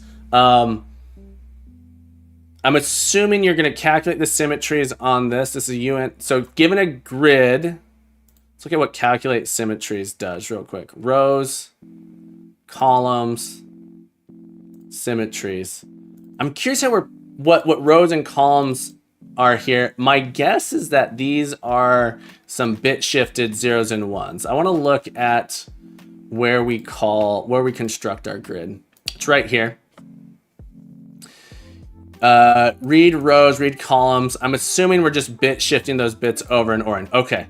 So you have made it so that each row is a 32 bit, can have up to 32 columns in it. So you've done it so you have your rows and columns nicely packed out already in this way. Is that correct? And then we do it with whatever symmetry we're going with here. Okay. So this is nice. One row per, okay, so it's a bit not bit mask, but they're just bits of either zeros and ones, and each int here is being treated as an array in that way. This is cool because you can compare, you just do equals on them. I really like that for the efficiency where you just say, is row 0 equal to row like 5 or whatever it is, 4 and 10. You can just do an equals. You don't have to do any string. You don't have to like iterate through it. You can just say, is this row equal to another row?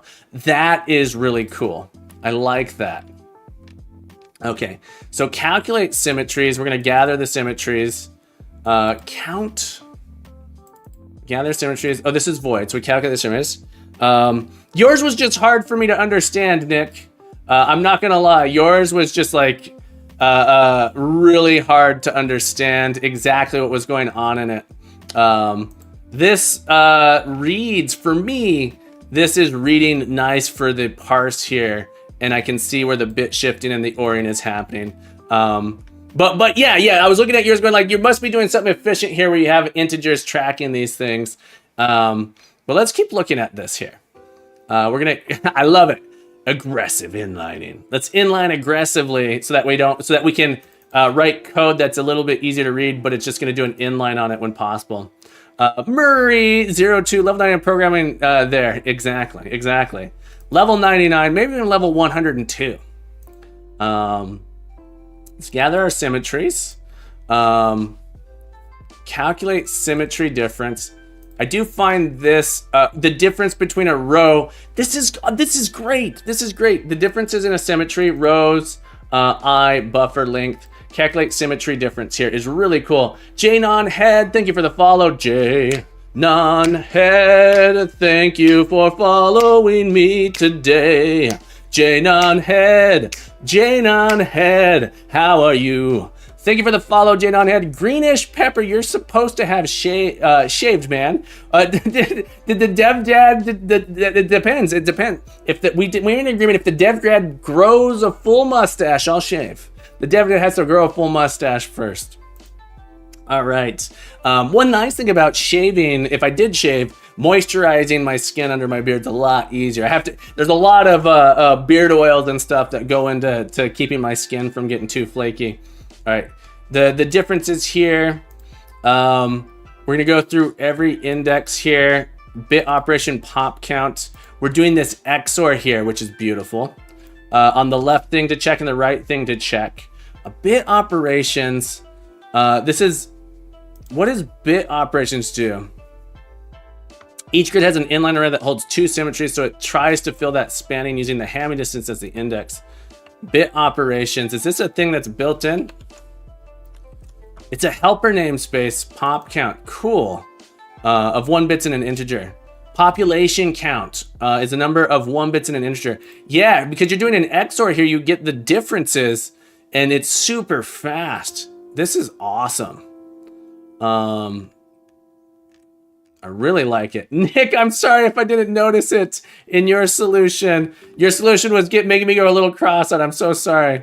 There's pop count methods that integer here. No worries. I'm sorry. I feel a little bad here. TLBI, my solution also has the exact same function as calculate symmetries here. You guys are too hardcore for me. What a cool solution here. Let's go look at part 1. So it's beautiful here because you take your grids and you just do a sum. And say count left multiplied by the axes on g of 0. Oh, this is the first index. All right. And then this is the other of the modified. Okay. of the left count times the axis here. So you add, yeah, this is cool. This is cool. Oh, I love this. I love this. If you can read Rust, we'll take a look at it, Mizzard. Mizzard, use the exclamation point Q to in code to add to my queue. Exclamation Q.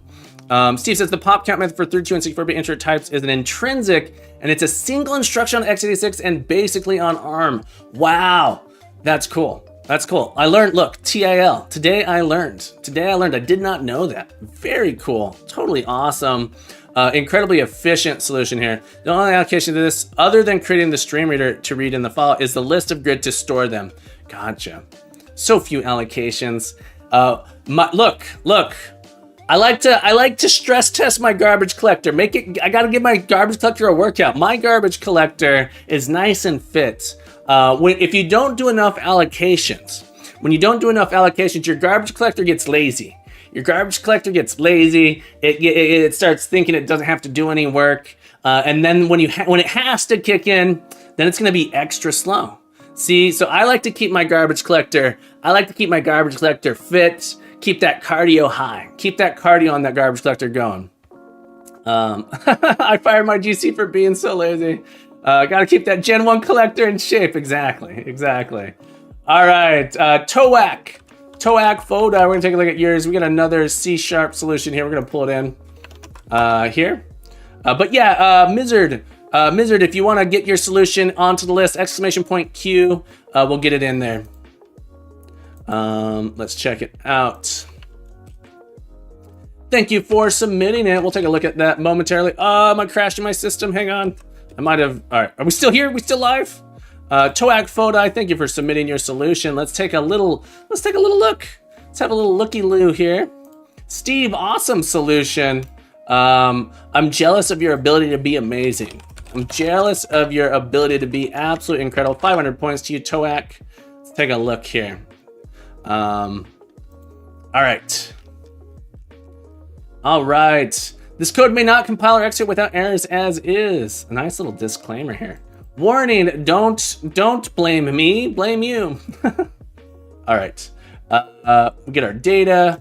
We're gonna have a list of characters. Okay, so our maps here, you're gonna use a multi-dimensional array for your mapping here. We're gonna parse our data in. You're gonna load it into this. We're gonna build the data. We load it in here. So for every line here, you're gonna build up. So I'm gonna just assume, I'm not gonna look too hard at your parsing here. You're looping through all of this, looking for blank lines to generate, okay, I need a new map of my count, and then length here, and we build it up like so. All right, so we can parse our map in here. Checking if 2 rows are equal here. See, this is where I got lazy. I was like, we're just gonna do a string compare to check if the whole thing is here, but we got 2 rows here. 2 rows are equal. We got a character map. We give in the row 1 and row 2, and then we just go through and say, are all the characters inside the same? If we find one that's not, we end early and return false. Straightforward implementation. Are columns equal? Same thing, going column-wise. This one here is going to find the differences in our rows. So given 2 rows, what is the difference in their count? Nice, simple implementations here. Column difference, we have the same thing here. Okay. So I decided to do a transpose personally, but you did a column difference, and this is totally fine. Totally fine to do this. All right, so we're going to execute part 1. For every map, we're going to find our mirror row and column. Find our mirror row and column. And the way we do it, you're going to start at the top row. Is mirror true? Row 1, row 2. Hang on. Oh, this, I like this. You basically go pairwise saying, hey, are 2 rows right next to each other the same? If they are, then you want to loop outward saying, hey, are these things now mirrored outward? Is that what we're doing here? Yeah. So we say if they're not equal, we just go to the next one. Otherwise, if they are equal, we flip out. We flip out here. It's explicitly written here, which is really cool. I like that. That's a really nice little trick Smab, sorry if I didn't notice that about yours. I really like that. I really like that. And then at the end of the day, if is mirror row equals row.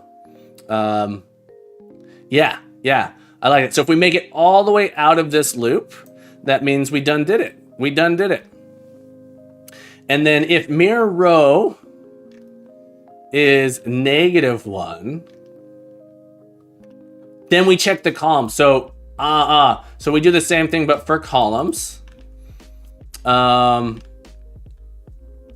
Mirror column, mirror row, and our total here. We just build our total as we go.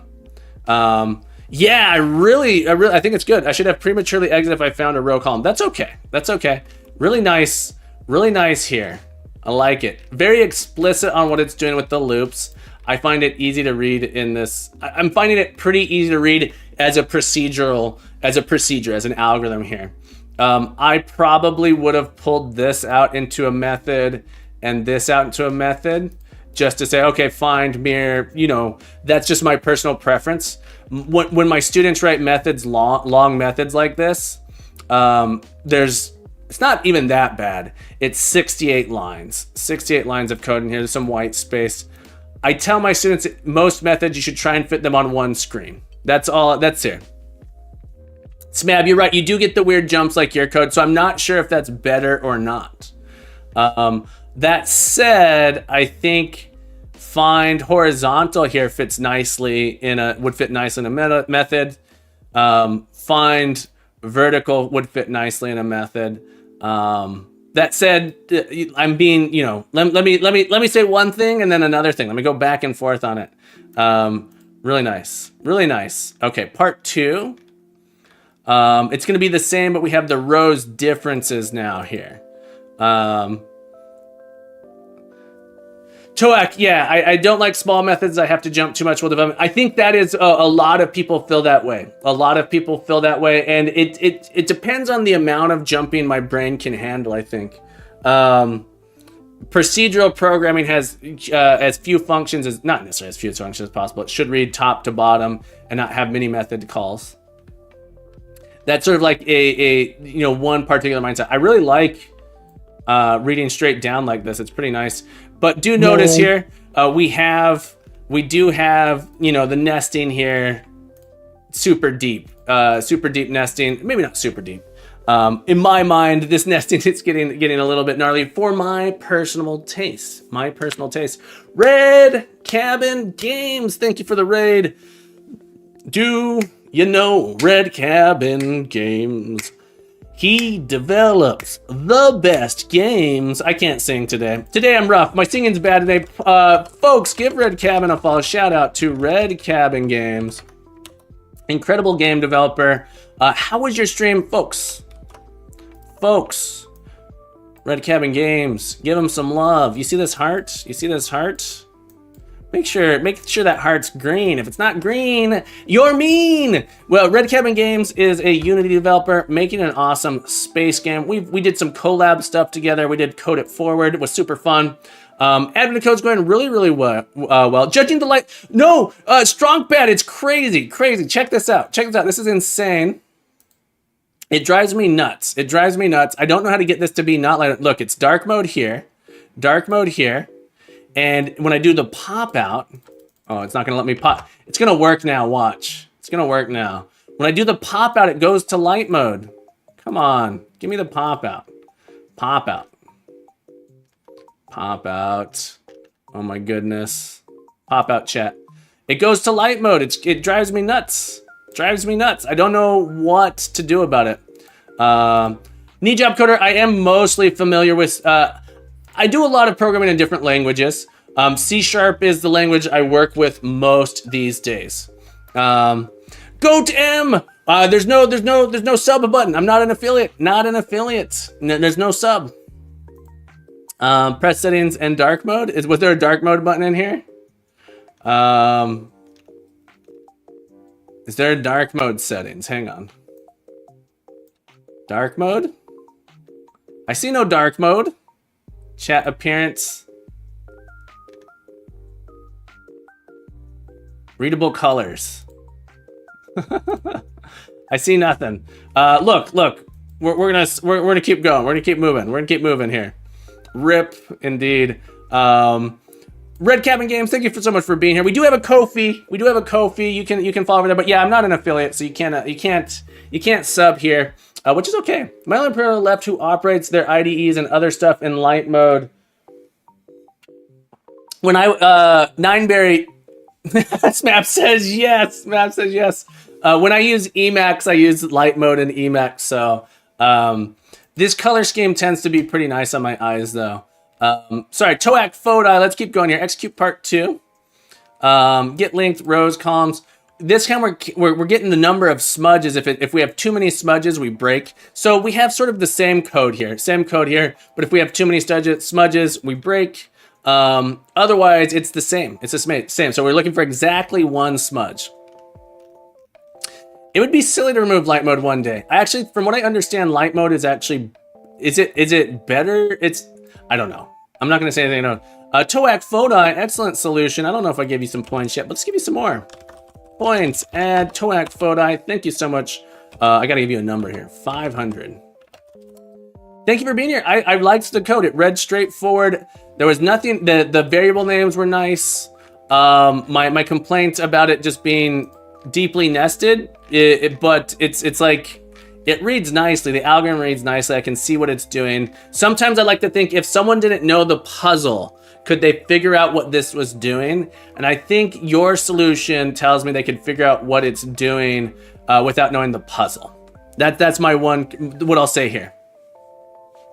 All right, let's take a look here. Sweet Radish, congratulations on finishing CLBI. Let's take a look at your solution in C. We got a C solution. Oh, we got to see this. This website's the best. This blog you have going is the best. Guys, check out how cool this blog is. Points. CLBI. 500 points. Everyone, thank you for submitting your solution. This website is cool. This website's cool here. Back in the 80s, I started programming in dark mode in Quick Basic on DOS. Quick Basic. Quick Basic brings me back. Bring me back home. Nice and short solution. These are running on the Commodore 64. Is this on the C64? Is what these run on? All right. Is this, what is the column length here? How many columns do we have total? What is your max column length here? It looks like 40 maybe? Are we doing 40 as the column length here? Redmer, welcome back to the stream. Goat Meal, thank you so much for being here as well, my friend. It's nice to have you. 40 by 25. Nice. Can you imagine only having 40 characters wide? This is what it would look like. It's short enough that you could put the other 40 characters could be this nice little documentation.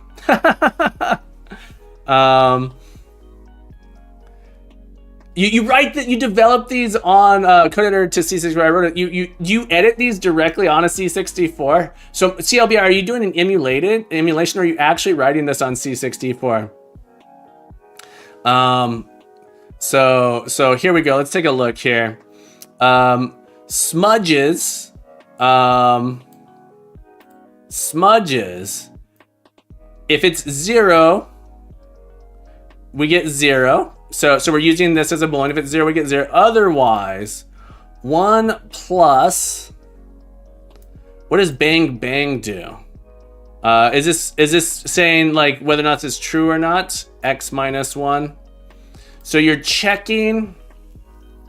Do we have does X here? All right, returns the number of bits set, the number of smudges. Okay, so give the X here is a smudge. X here is a smudge. So we actually know we've calculated the differences. We're calculating differences. And what this is doing is we're saying, okay, well, we have a number here, and we're going to say not on it, which will give us a true or false. So if it's a 0, this is basically telling us whether or not to count it. So it's coercing it to a 0 or 1 is what I believe. Kuani, thank you. Yes, coercing it to a 1 or a 0. Okay, cool. I like this. No, it's on a real C64. That's amazing. Got a network card, wrote an admin code client, and submit my answers from there. You print the puzzle descriptions to a dot matrix printer. That's crazy. That's wild. Okay, let's look here. Mirror, we have an array of rows here. And so we're going to go through our array and we're going to find the smudges. So we use this XOR. So you've done the trick where you pull it in here. You've done the trick here where you pull it in and you have a bit mask. Your array, you basically have an integer that has the data inside of it. And this XOR gets us the number of smudges that are gets an integer that has a bunch of bits in it. And then we AND them together to get the smudges. Goatmeal says, I love watching your stream. Been watching since the summer and I like your programming advice and community you're building here. Goatmeal, we love having you here, my friend. Thank you so much. You're making me blush. You're making me blush. I'm glad you're here. I'm glad to have you with us. All right, so solve. Solve is so short. This is so insane to me how short this can be with our mirrors here. Return s is equal to 1. So bool here is just saying whether or not it mirrors, which is super cool. So we know whether or not it mirrors. So this is just for part 2. Is that correct? Part 1, you would set s to 0. You'd set s to 0 for part 1. Okay. And so we check if we mirror. It's Zumaki. It's Zumaki. Let me know if I'm pronouncing it. Zumaki. Let me know if I'm pronouncing it wrong. My personal preference is C#. A lot of people will say Python and JavaScript are pretty good. I personally love C#. So we find if it mirrors, we return this. Otherwise, we return 100 times the index. So this is our columns. This is our rows. Nice. And then in here, we're going to build up our rows and columns. And then we just call solve. And we add it into our sum here. So we solve it on each one of these. Well, we go here and at the end. Oh, I'm loving this solution. I feel like I learned so much watching these. I often think I'm a pretty good programmer. I like to think I'm a pretty good programmer, but then I see things like this and I'm like, man, I'm like, you know, I'm in the top 50% of programmers, I think. I think I'm in the top 50% of programmers. I see stuff like this and I'm just like, I am not even close to the top 10%. Yeah, it's so cool. I love this because like I would never, isn't entirely true. I do like programming in C when I'm doing embedded systems. I've done quite a bit of embedded system stuff, but not for like C64. I haven't been this hardcore. It's amazing.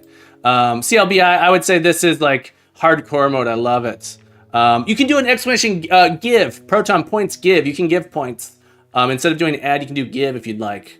If you'd like to give some of your points away, you can. But yeah, CLBI, awesome solution. I don't know if I gave you points yet. 500. Disgusting. I love it. So here's the thing, Zerkath. Here's the thing that's so great about this is I actually don't think that you've written this incredibly efficient, code, and I actually think this is really beautiful C code. The only thing I might complain about are the variable names. But your documentation over to the side here is nice. People going crazy giving the points over to CLBI. I actually don't find this code. The thing that is so amazing about this code here is I actually find this code to be quite readable, quite beautiful code. So maybe I'm wrong. I love it. It's Sumaki. I just want to start programming, become self-employed in the future, a language where I can build for the future. I teach intro to programming using C# for the following reasons. It's Sumaki. It is a programming language. So Java is an industry strength programming language. I think it's kind of hard. To start with Java. I found students struggle when starting with Java because there's a bunch of stuff wrapping around Java to learning object-oriented programming that is challenging. For C Sharp, C Sharp has a bunch of nice friendly features where you can just start programming without having to understand object-oriented programming at all. And so when you're teaching object-oriented programming right from the get-go, I think students struggle with that concept. You're trying to learn to program, but you're also trying to learn this object-oriented programming concept and not learning about data. So I think learning in C Sharp is a really good one because you get a lot of niceties that other languages have, but without needing to learn object-oriented programming. But then it scales up to learn object-oriented programming on top of it. So that is my choice for C Sharp. It also has C Sharp has really nice a nice type system.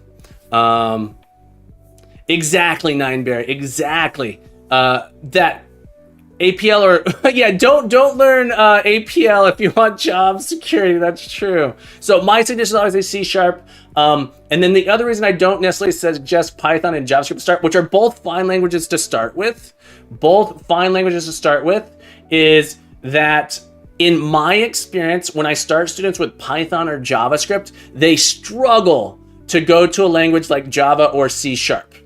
Whereas when I start with a student with C Sharp, they don't struggle to go to Java, they don't struggle to go to Python, and they don't struggle. Everyone struggles a little bit to go to JavaScript, if I'm being completely honest. But going from C Sharp to Python, not so much. C Sharp to JavaScript, not so much. There's some weird nuances in JavaScript that everyone struggles with. But students are thinking about data types. C Sharp forces you to think about the data types. JavaScript, Python do not. They're loose with their typing and do weird stuff that is not necessarily understandable. And why can't I make a list of it? Are not easy to... Exactly, Steve, exactly. I suggest hard static language where you understand data type. Yeah, so that's where I like to start my students with C Sharp. That's my opinion. That is my reasons for that. And I the book I always suggest is the C Sharp Player's Guide. I think it's a fantastic book for beginners, intermediates, in a lot of ways, advanced people as well.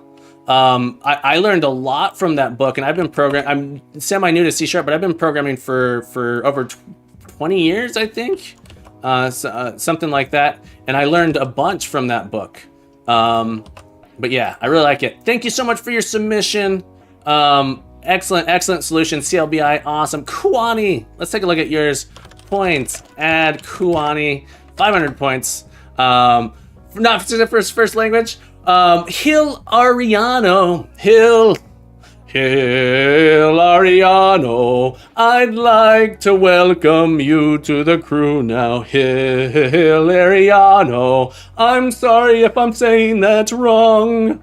Thank you for following, I appreciate you today. Thank you for following, I hope you enjoy your stay. Thank you for the follow, Hiliano and Rod Legend. Have you guys met Rod? They are a legend, number 9, Rod Legend, yeah. Thank you for following me today. Thank you for the follow. CLBI, I think C++ and C are fine languages to start with. They're just a little bit more nuanced. Yeah. Steve says there's no right answer, but C++ is almost definitely the wrong answer. I just haven't done enough in C++. I think C is a fantastic language. I don't know if it's the best language to start with, but when I teach data structures, I like to use C because I force students to understand memory allocation, what the garbage collectors are doing. Hilariano, no, thank you for being here, my friend. I appreciate you. All right, we gotta focus. We're looking at Kuani's solution here in C Sharp. C Sharp, find reflection, find other reflection. So we have the naming could be maybe a little bit better, but we got find reflection, find other reflection. Haruki, oh, how rookie can you get? Oh, it's a Haruk, oh, Haruk. Welcome to the stream, my friend. Thank you for the follow, Haruk. Welcome to the stream. Happy to have you here. who have two kinds of C++ programs, those who program modern C++, those who program in C without C out and string. Yeah, I really haven't done much with a C++, unfortunately. The only C++ I've really done is for doing Vex robotics. I have students who, in the past, I don't do it anymore, I have students who do robotics and do C++ for the robotics, and I know enough programming that I can get away with doing C++, but I've never built anything real in C++. All right, so let's take a look at find reflection. We have a grid data type that is our map. We have a row and column to skip. This is our default, and this returns a maybe reflection. Just a heads up, this returns a maybe reflection. So we find reflections of our columns. Find rows equals find reflection. Map of column. Our map is a grid. Column here returns a char array. Grid. What is a grid? Oh, find reflections is overloaded. That's what's going on. It's overloaded. So we have different versions of find reflection. Okay. All right. Just wanted to take a look here. We convert the rows to a hash set or columns to a hash set. We're going to remove rows that we skip and columns that we skip here. We intersect here. We're finding so this is all finding the reflection. And at the end of the day, here's the little find reflections that I was confused on. I'm a little, I find this a little confusing to read personally, because of the overloaded find reflections here with different types, and I just missed it down here. But we have this local function for finding the reflection of an array of characters on the line. So we're gonna find the reflection here where we say that they all match. So given the line here, we can find a reflection in it. So basically we're saying a column is reflected if it goes back and forth directly the same directions here. Oh, there is an additional S. That I don't know if that makes it better or worse. I don't know if it makes it better or worse, Nineberry. But I was a little confused on this here for a second, where I couldn't find it. Okay, so we do find reflections on our column and row of 0. Okay, so I'm a column and row. So we find a reflection. Reflections. So we get a set of reflections here. We're going to loop through all of our columns and checks if we intersects with the reflections in our rows and columns here. And so we're going to is this discarding something? What is the data? Find reflections.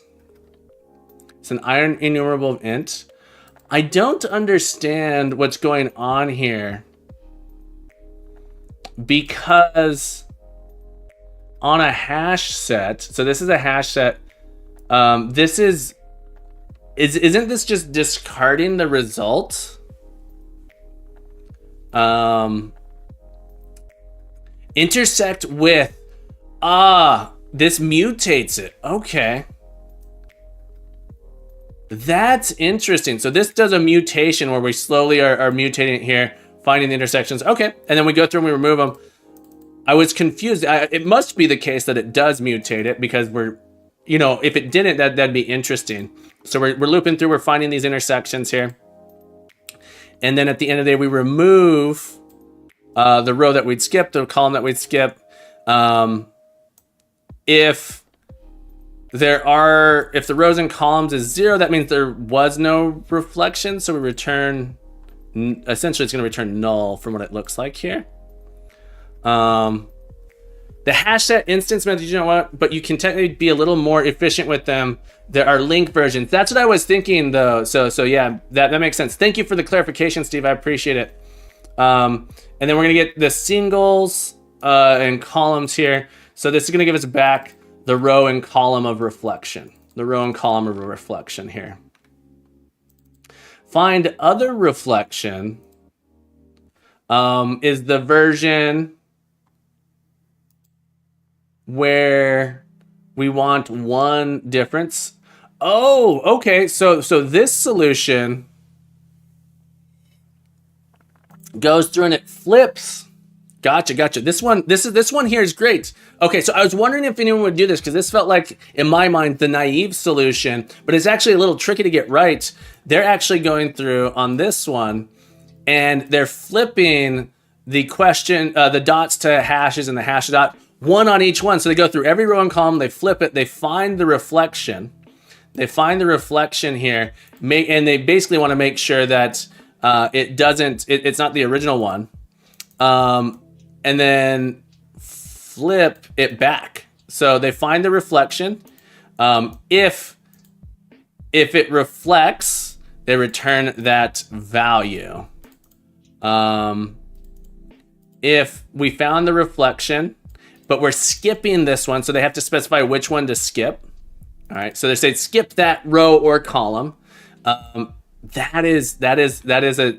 I was wondering if this would be able to do it here, if we could brute force it. So this is a brute force solution that checks every dot and hash by smudging. They literally go in and they smudge every single spot saying, is this smudge work? Will this smudge work? Will this smudge work? To find it. Cool solution. I was curious whether or not this would work. Science Streams, Balint, welcome back to the stream. How you doing, buddy? Kuwani, thank you for sharing your solution with us. I loved it. Spura83, we're going to look at yours next. Red Mer was that, can you share the size of your thread mill? I think you mean my treadmill. And is it expensive? Let me pull up the one I got here. Before we look at Spura's solution here, we're going to pull Spura's in, but I'm going to, Red Mer. So for people who don't know, I have a under the desk treadmill. So I can walk on it all day if I need to. Let me pull in Spura's solution first real quick. My day's going beautifully well. Thank you for asking, Balintz. I'm having a beautiful morning, beautiful day. It's a beautiful day in the neighborhood, my friend, as they might say. As Mr. Rogers might say, it's a beautiful day in the neighborhood. Let me find, real quick, give me a second. I'm going to find, I can get you the exact treadmill that I have. I can pull it up for you and send you it here so you know. It's this one. This is the treadmill that I have. This is my under the desk treadmill. I got it on sale. Here. I can't remember what day it was. Like it wasn't the Black Friday sale. I got mine for $180. So almost half off. It was like 40% off when I got it, but it goes under the desk. I'm not sure what the dimensions are, but you can look at the dimensions there. But I absolutely love my treadmill. It's the first time I've had something where I felt like I can consistently use it. It's not too bad. It works well for me. I can type while I'm on it. I walk 2 to 3 miles per hour depending on when I'm on it. It can support my weight limits, so it's pretty good. I like it.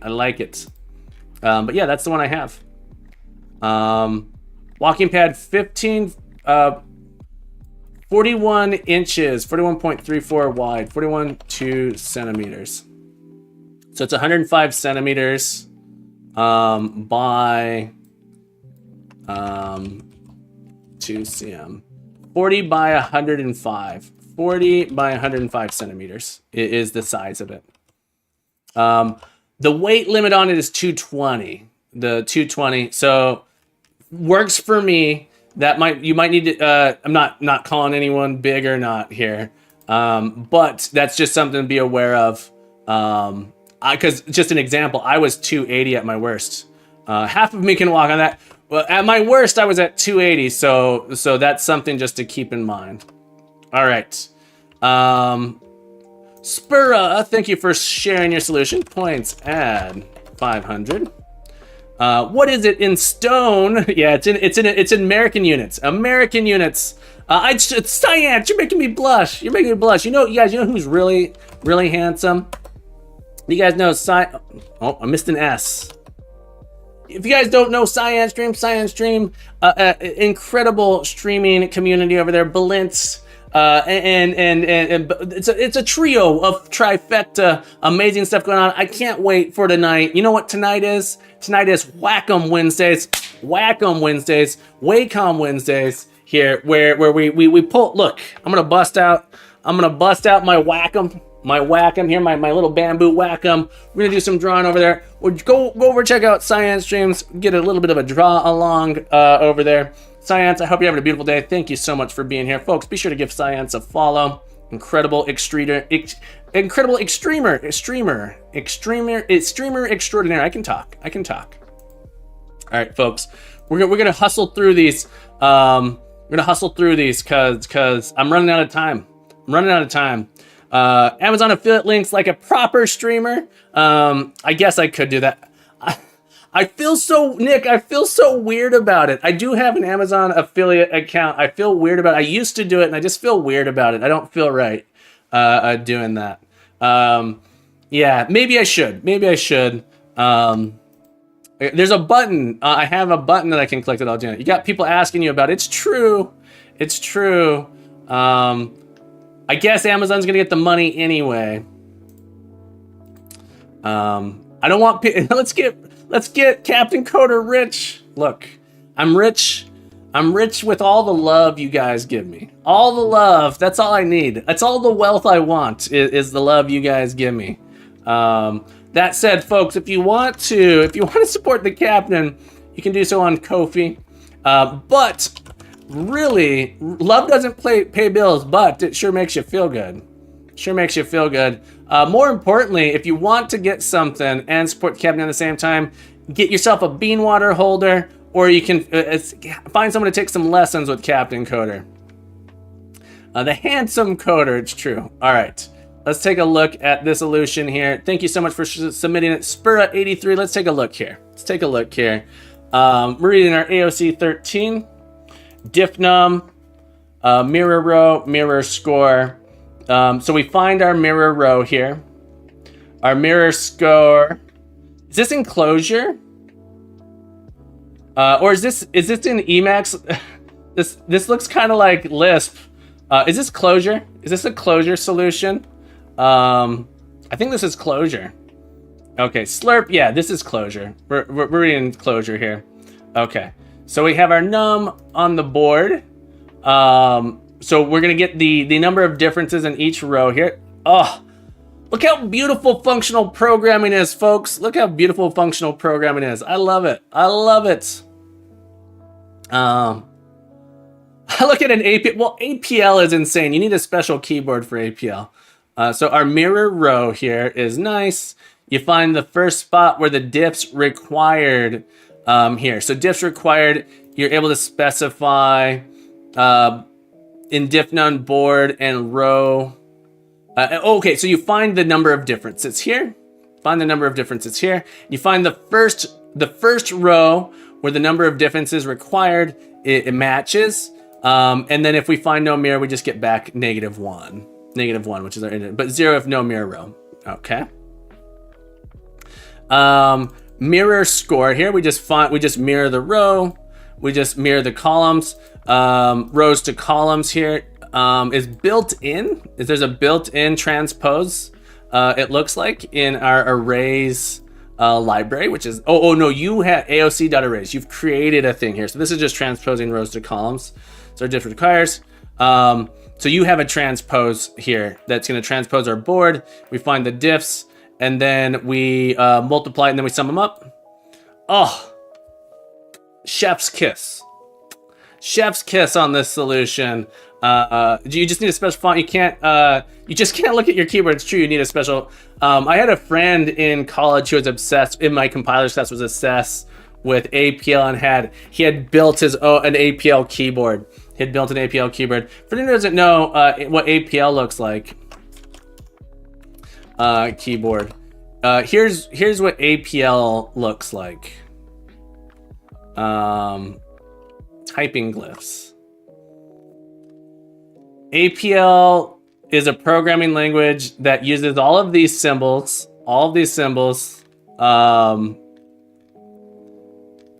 Oh my goodness, why is this page so terrible? APL advent of code. Can we please? So APL. Here we go.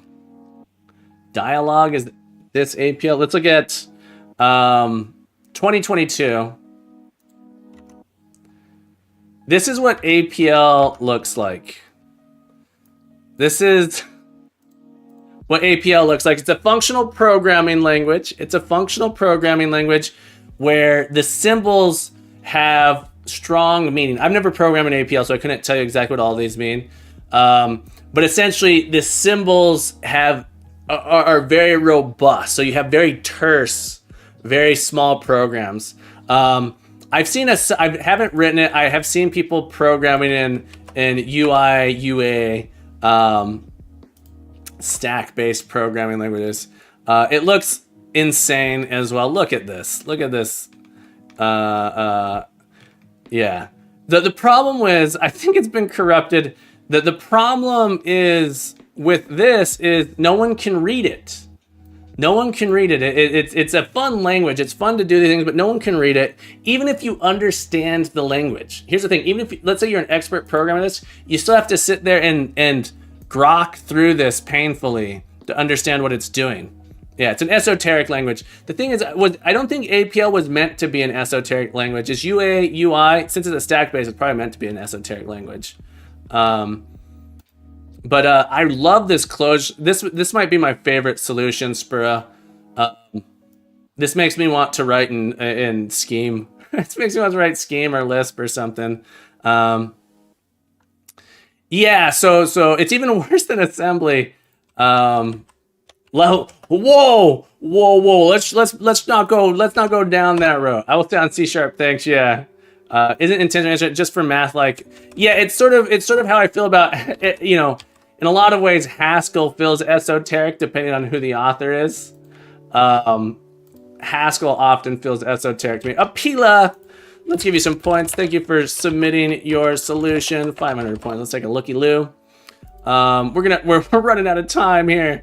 We got 1, 2, 3, 4, 5 solutions. We got to do some speed runs here. We're gonna do some speed runs here because I'm running out of time. I gotta get to work. I gotta get to work in 45 minutes, folks. So we gotta speed run this a little bit. Part 1, string array terrains. Is there a mirror? If there is a mirror, we build up our sum. If there is a mirror on the transposed, we build up our sum. So we loop through our rows and columns, find the mirrors, sum them up. We have a transpose function. Part 2, is there a smudge? Okay, so let's go look at, is there a mirror? Is there a mirror? You try, you go through all of them. You're like, who cares about index out of bounds? We're just gonna try. This is so funny to me. Oh my goodness. Look. This is how we know it. Look, if there's an index out of bounds, we're done. We're done. So we're using this. That's interesting here. There's an index out of bounds. The is there a mirror is true. I don't quite understand that. It's not even a bad idea for programming challenge just to try and ignore it. Yeah, it's totally fine. I hate this. It's Python. Steve says that's painful. It's a little bit painful for me to look at here, but that's okay. That's okay. I love how it turns true. I know. I don't quite understand that. I think it's because it's saying if we're out of bounds, that thing has to mirror. That thing has to mirror based on the puzzle's input, right? So we're saying, is there a mirror on a specific thing? That's so funny to me. Is there a smudge? We do something different, except we're checking for if the total differences is less than 1, we're false here. It's because it's in this loop. We loop through doing a thing. It's so funny to me. But I stop at the bounds. Yeah, so basically just saying, look, I don't want to write the thing to check the bounds. We're just gonna do this so I don't have like a weird off by 1 or something, which is nice. I found, so it's true. Yeah, so same thing here. Find the number of differences. We just loop through checking each character like this. My solution, I had the same thing. Mine's written slightly different, but that's what I do. Transpose here. Nice short, I wouldn't say short, nice straightforward solution with this nice, with this silly try catch thing, which is cracking me up here. Thank you for your solution, Apila, thank you for your solution. Nathaniel, we already, oh no, we haven't looked at Nathaniel's yet. Nathaniel, let's take a look. Let's take a look here at Nathaniel's solution. Rust. We got a Rust solution. We've all witnessed a crime today. All right, folks, let's get our. This is why I need an eye washing station. All right, everyone, quick, go wash your eyes out a little bit. Wash your eyes out a little bit. We're gonna get through this together. We're gonna get through this together. I promise. I need to get an eye washing station installed in here. That'd be so funny. All right, I think this is our first. Is this our first Rust solution today? Let's take a look here. Infallible is something we can. There's an infallible. That's funny. All right. Compiler looks angrily. Okay. Nick, I told you before. Add it to a stream as an effect on your stream deck. Yeah, I need to.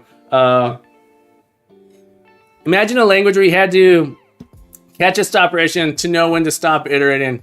It's an error type that never errors. Yeah, it's infallible. It can do no wrong. It can do no wrong. If for some reason, it reminds me of Haskell's Acme package.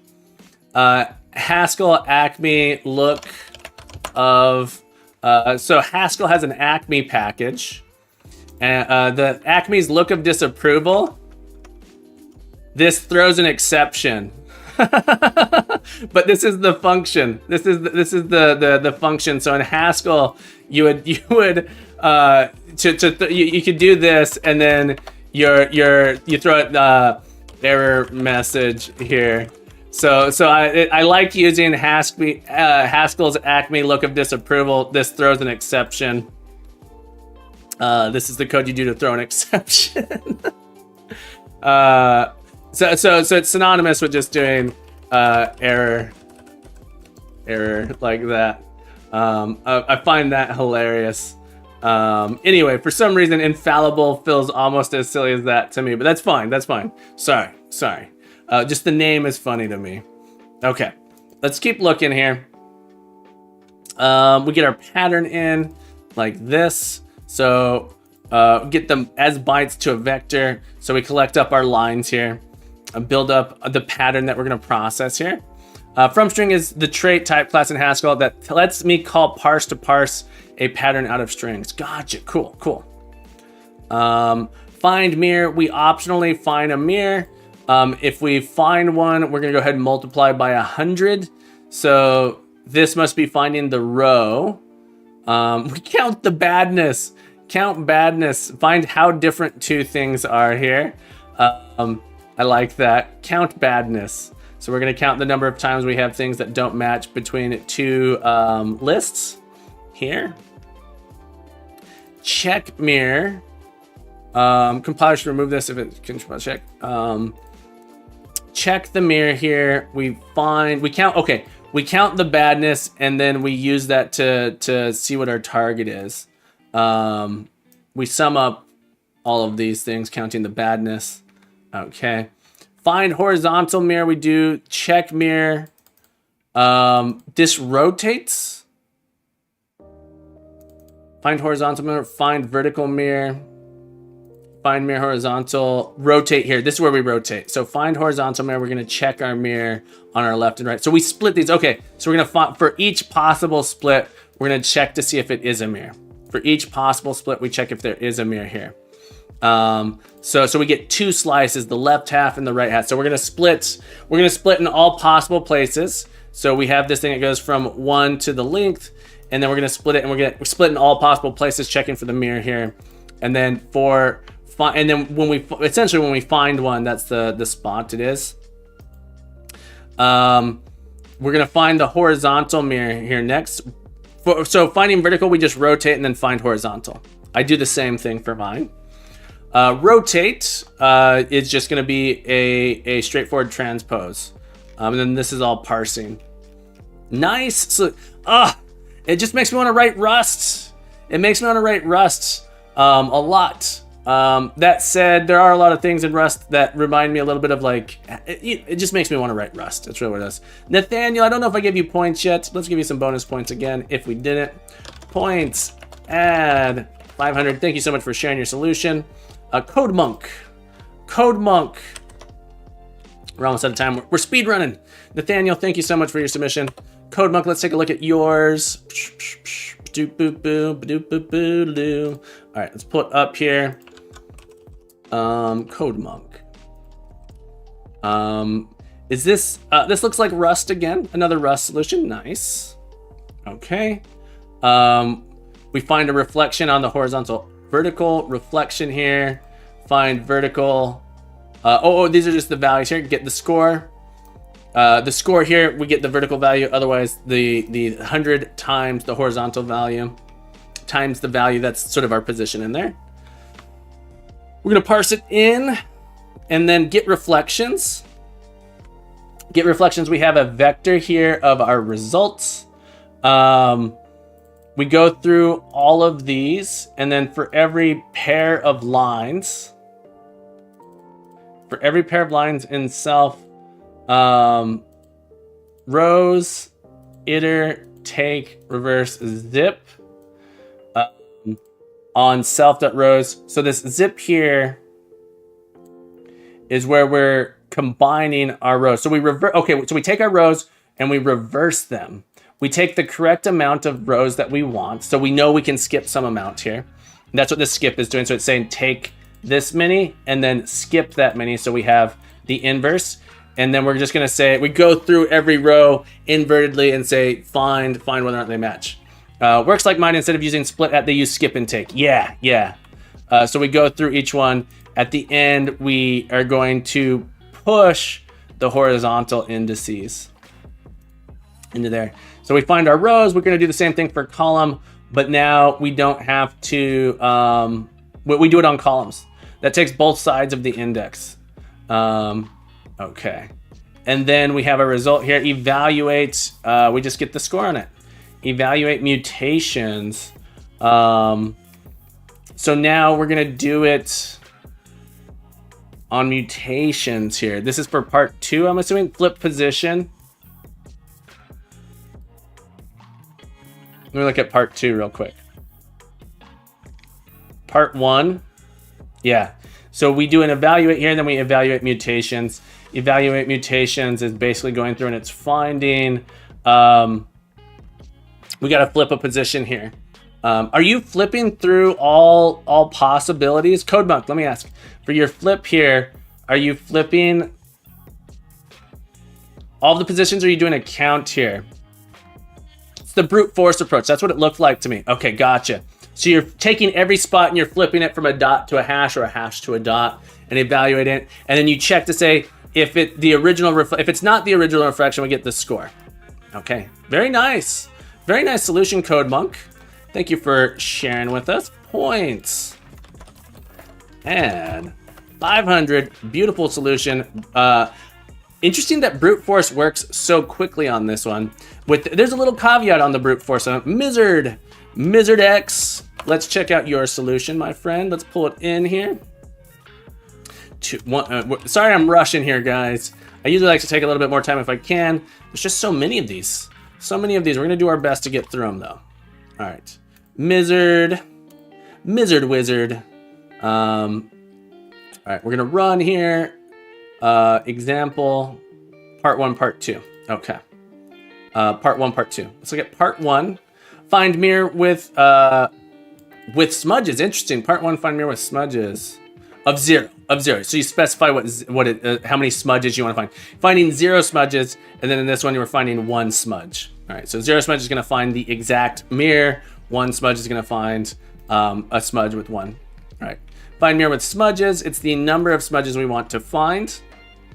We have our masks, and we create our windows here. So windows of 2. So this is like we're going through each of our. We're going through pairs of rows. We have like a thing that's scanning over pairs of rows and saying let's try and find where our reflection is going to begin. So we scan over and find where our reflection is going to begin, and then we work our way outwards from those reflections to find the results. And if the number of diffs we found in there, here's we return it. Yeah. 0, 1, 1, 2, 2, 3. So we're scanning with pairs of rows here, which is beautiful use of windows here. And then we go through all of them.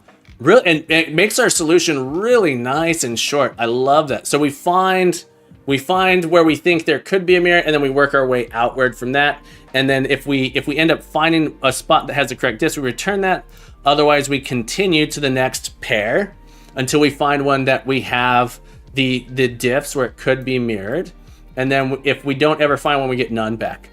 Oh, I want to be a rustation. Does anyone else want to be a rustation after seeing code like this? These last three rusty solutions just make me want to do Rust. Sweet Radish, let's check out your part 2. Mizzard, let's give you some points first. Points, add 500 Mizzard Wizard. Sorry if I'm saying Mizzard Wizard. Mizzard X, thank you so much for your solution. Really, really nice here. All right, let's go ahead and do Sweet Radish. I believe you're doing it in Java. Is that correct? It looks like Java. Let's pull it in here. Ooh, nice short solution. Nice short solution. Part 1 is a mess is the comment. Part 1 is a mess. All right, part 2. We have an array list of strings. So this is gonna be our, it's so weird to see Java code and have the capital S string here. Let's get this, it's not highlighting properly, Java. There we go. All right. I don't know that that actually did anything, but we have the number of rows and number of columns. So this is gonna, array of string matrix. This is doing just a single. This is finding just a single substring. It's same as LeetCode's palindromic substrings. Gotcha. So you have your matrix coming in here like this. We loop through our rows. We're looking for mismatches. For every row column, find a mismatch here.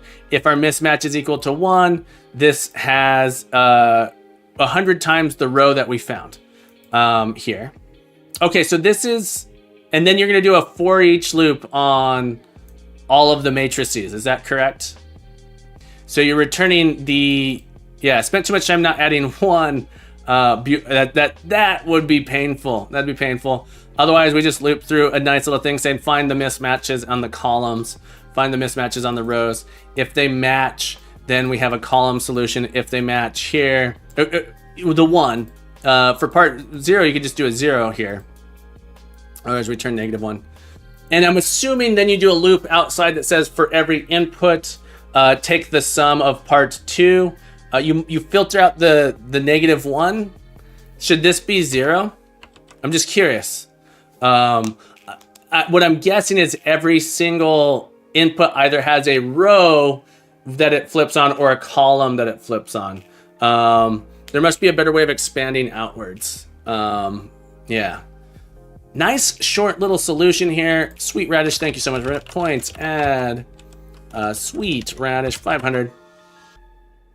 Yeah, I like the solution where we scan down until we find adjacent neighbors that could be a potential mirror, and then we count the differences outward. I really like that version a lot. I think I want to refactor mine to do it that way because it's just a little bit better. All right, folks, I think we got all of them. Check out all mirror centers. Yeah. All right, folks, we made it. We made it. I didn't have to skip anyone today. So guys, thank you guys so much for being here. We're gonna find someone to raid into real quick. Let's see if anyone's doing advent of code. Advent of code. Code 2K is in Kuvaman. Advent of code in Rust. We're gonna go raid Kuvaman. Folks, friend of the channel. Yeah. We're gonna go raid Kuvaman, everybody. When we get there, be sure to give him some love. Been going for a while, but they're doing advent of code in Rust. Well, which one are they doing right now? If I maximize, what can we see here? Broken. I can't tell. Oh, they're doing day 12. Doing day 12. So they're doing yesterday's part puzzle here. All right. So we're gonna go raid Kuvaman. Kuvi. Let me copy and paste that name here. Folks, thank you guys so much for being here.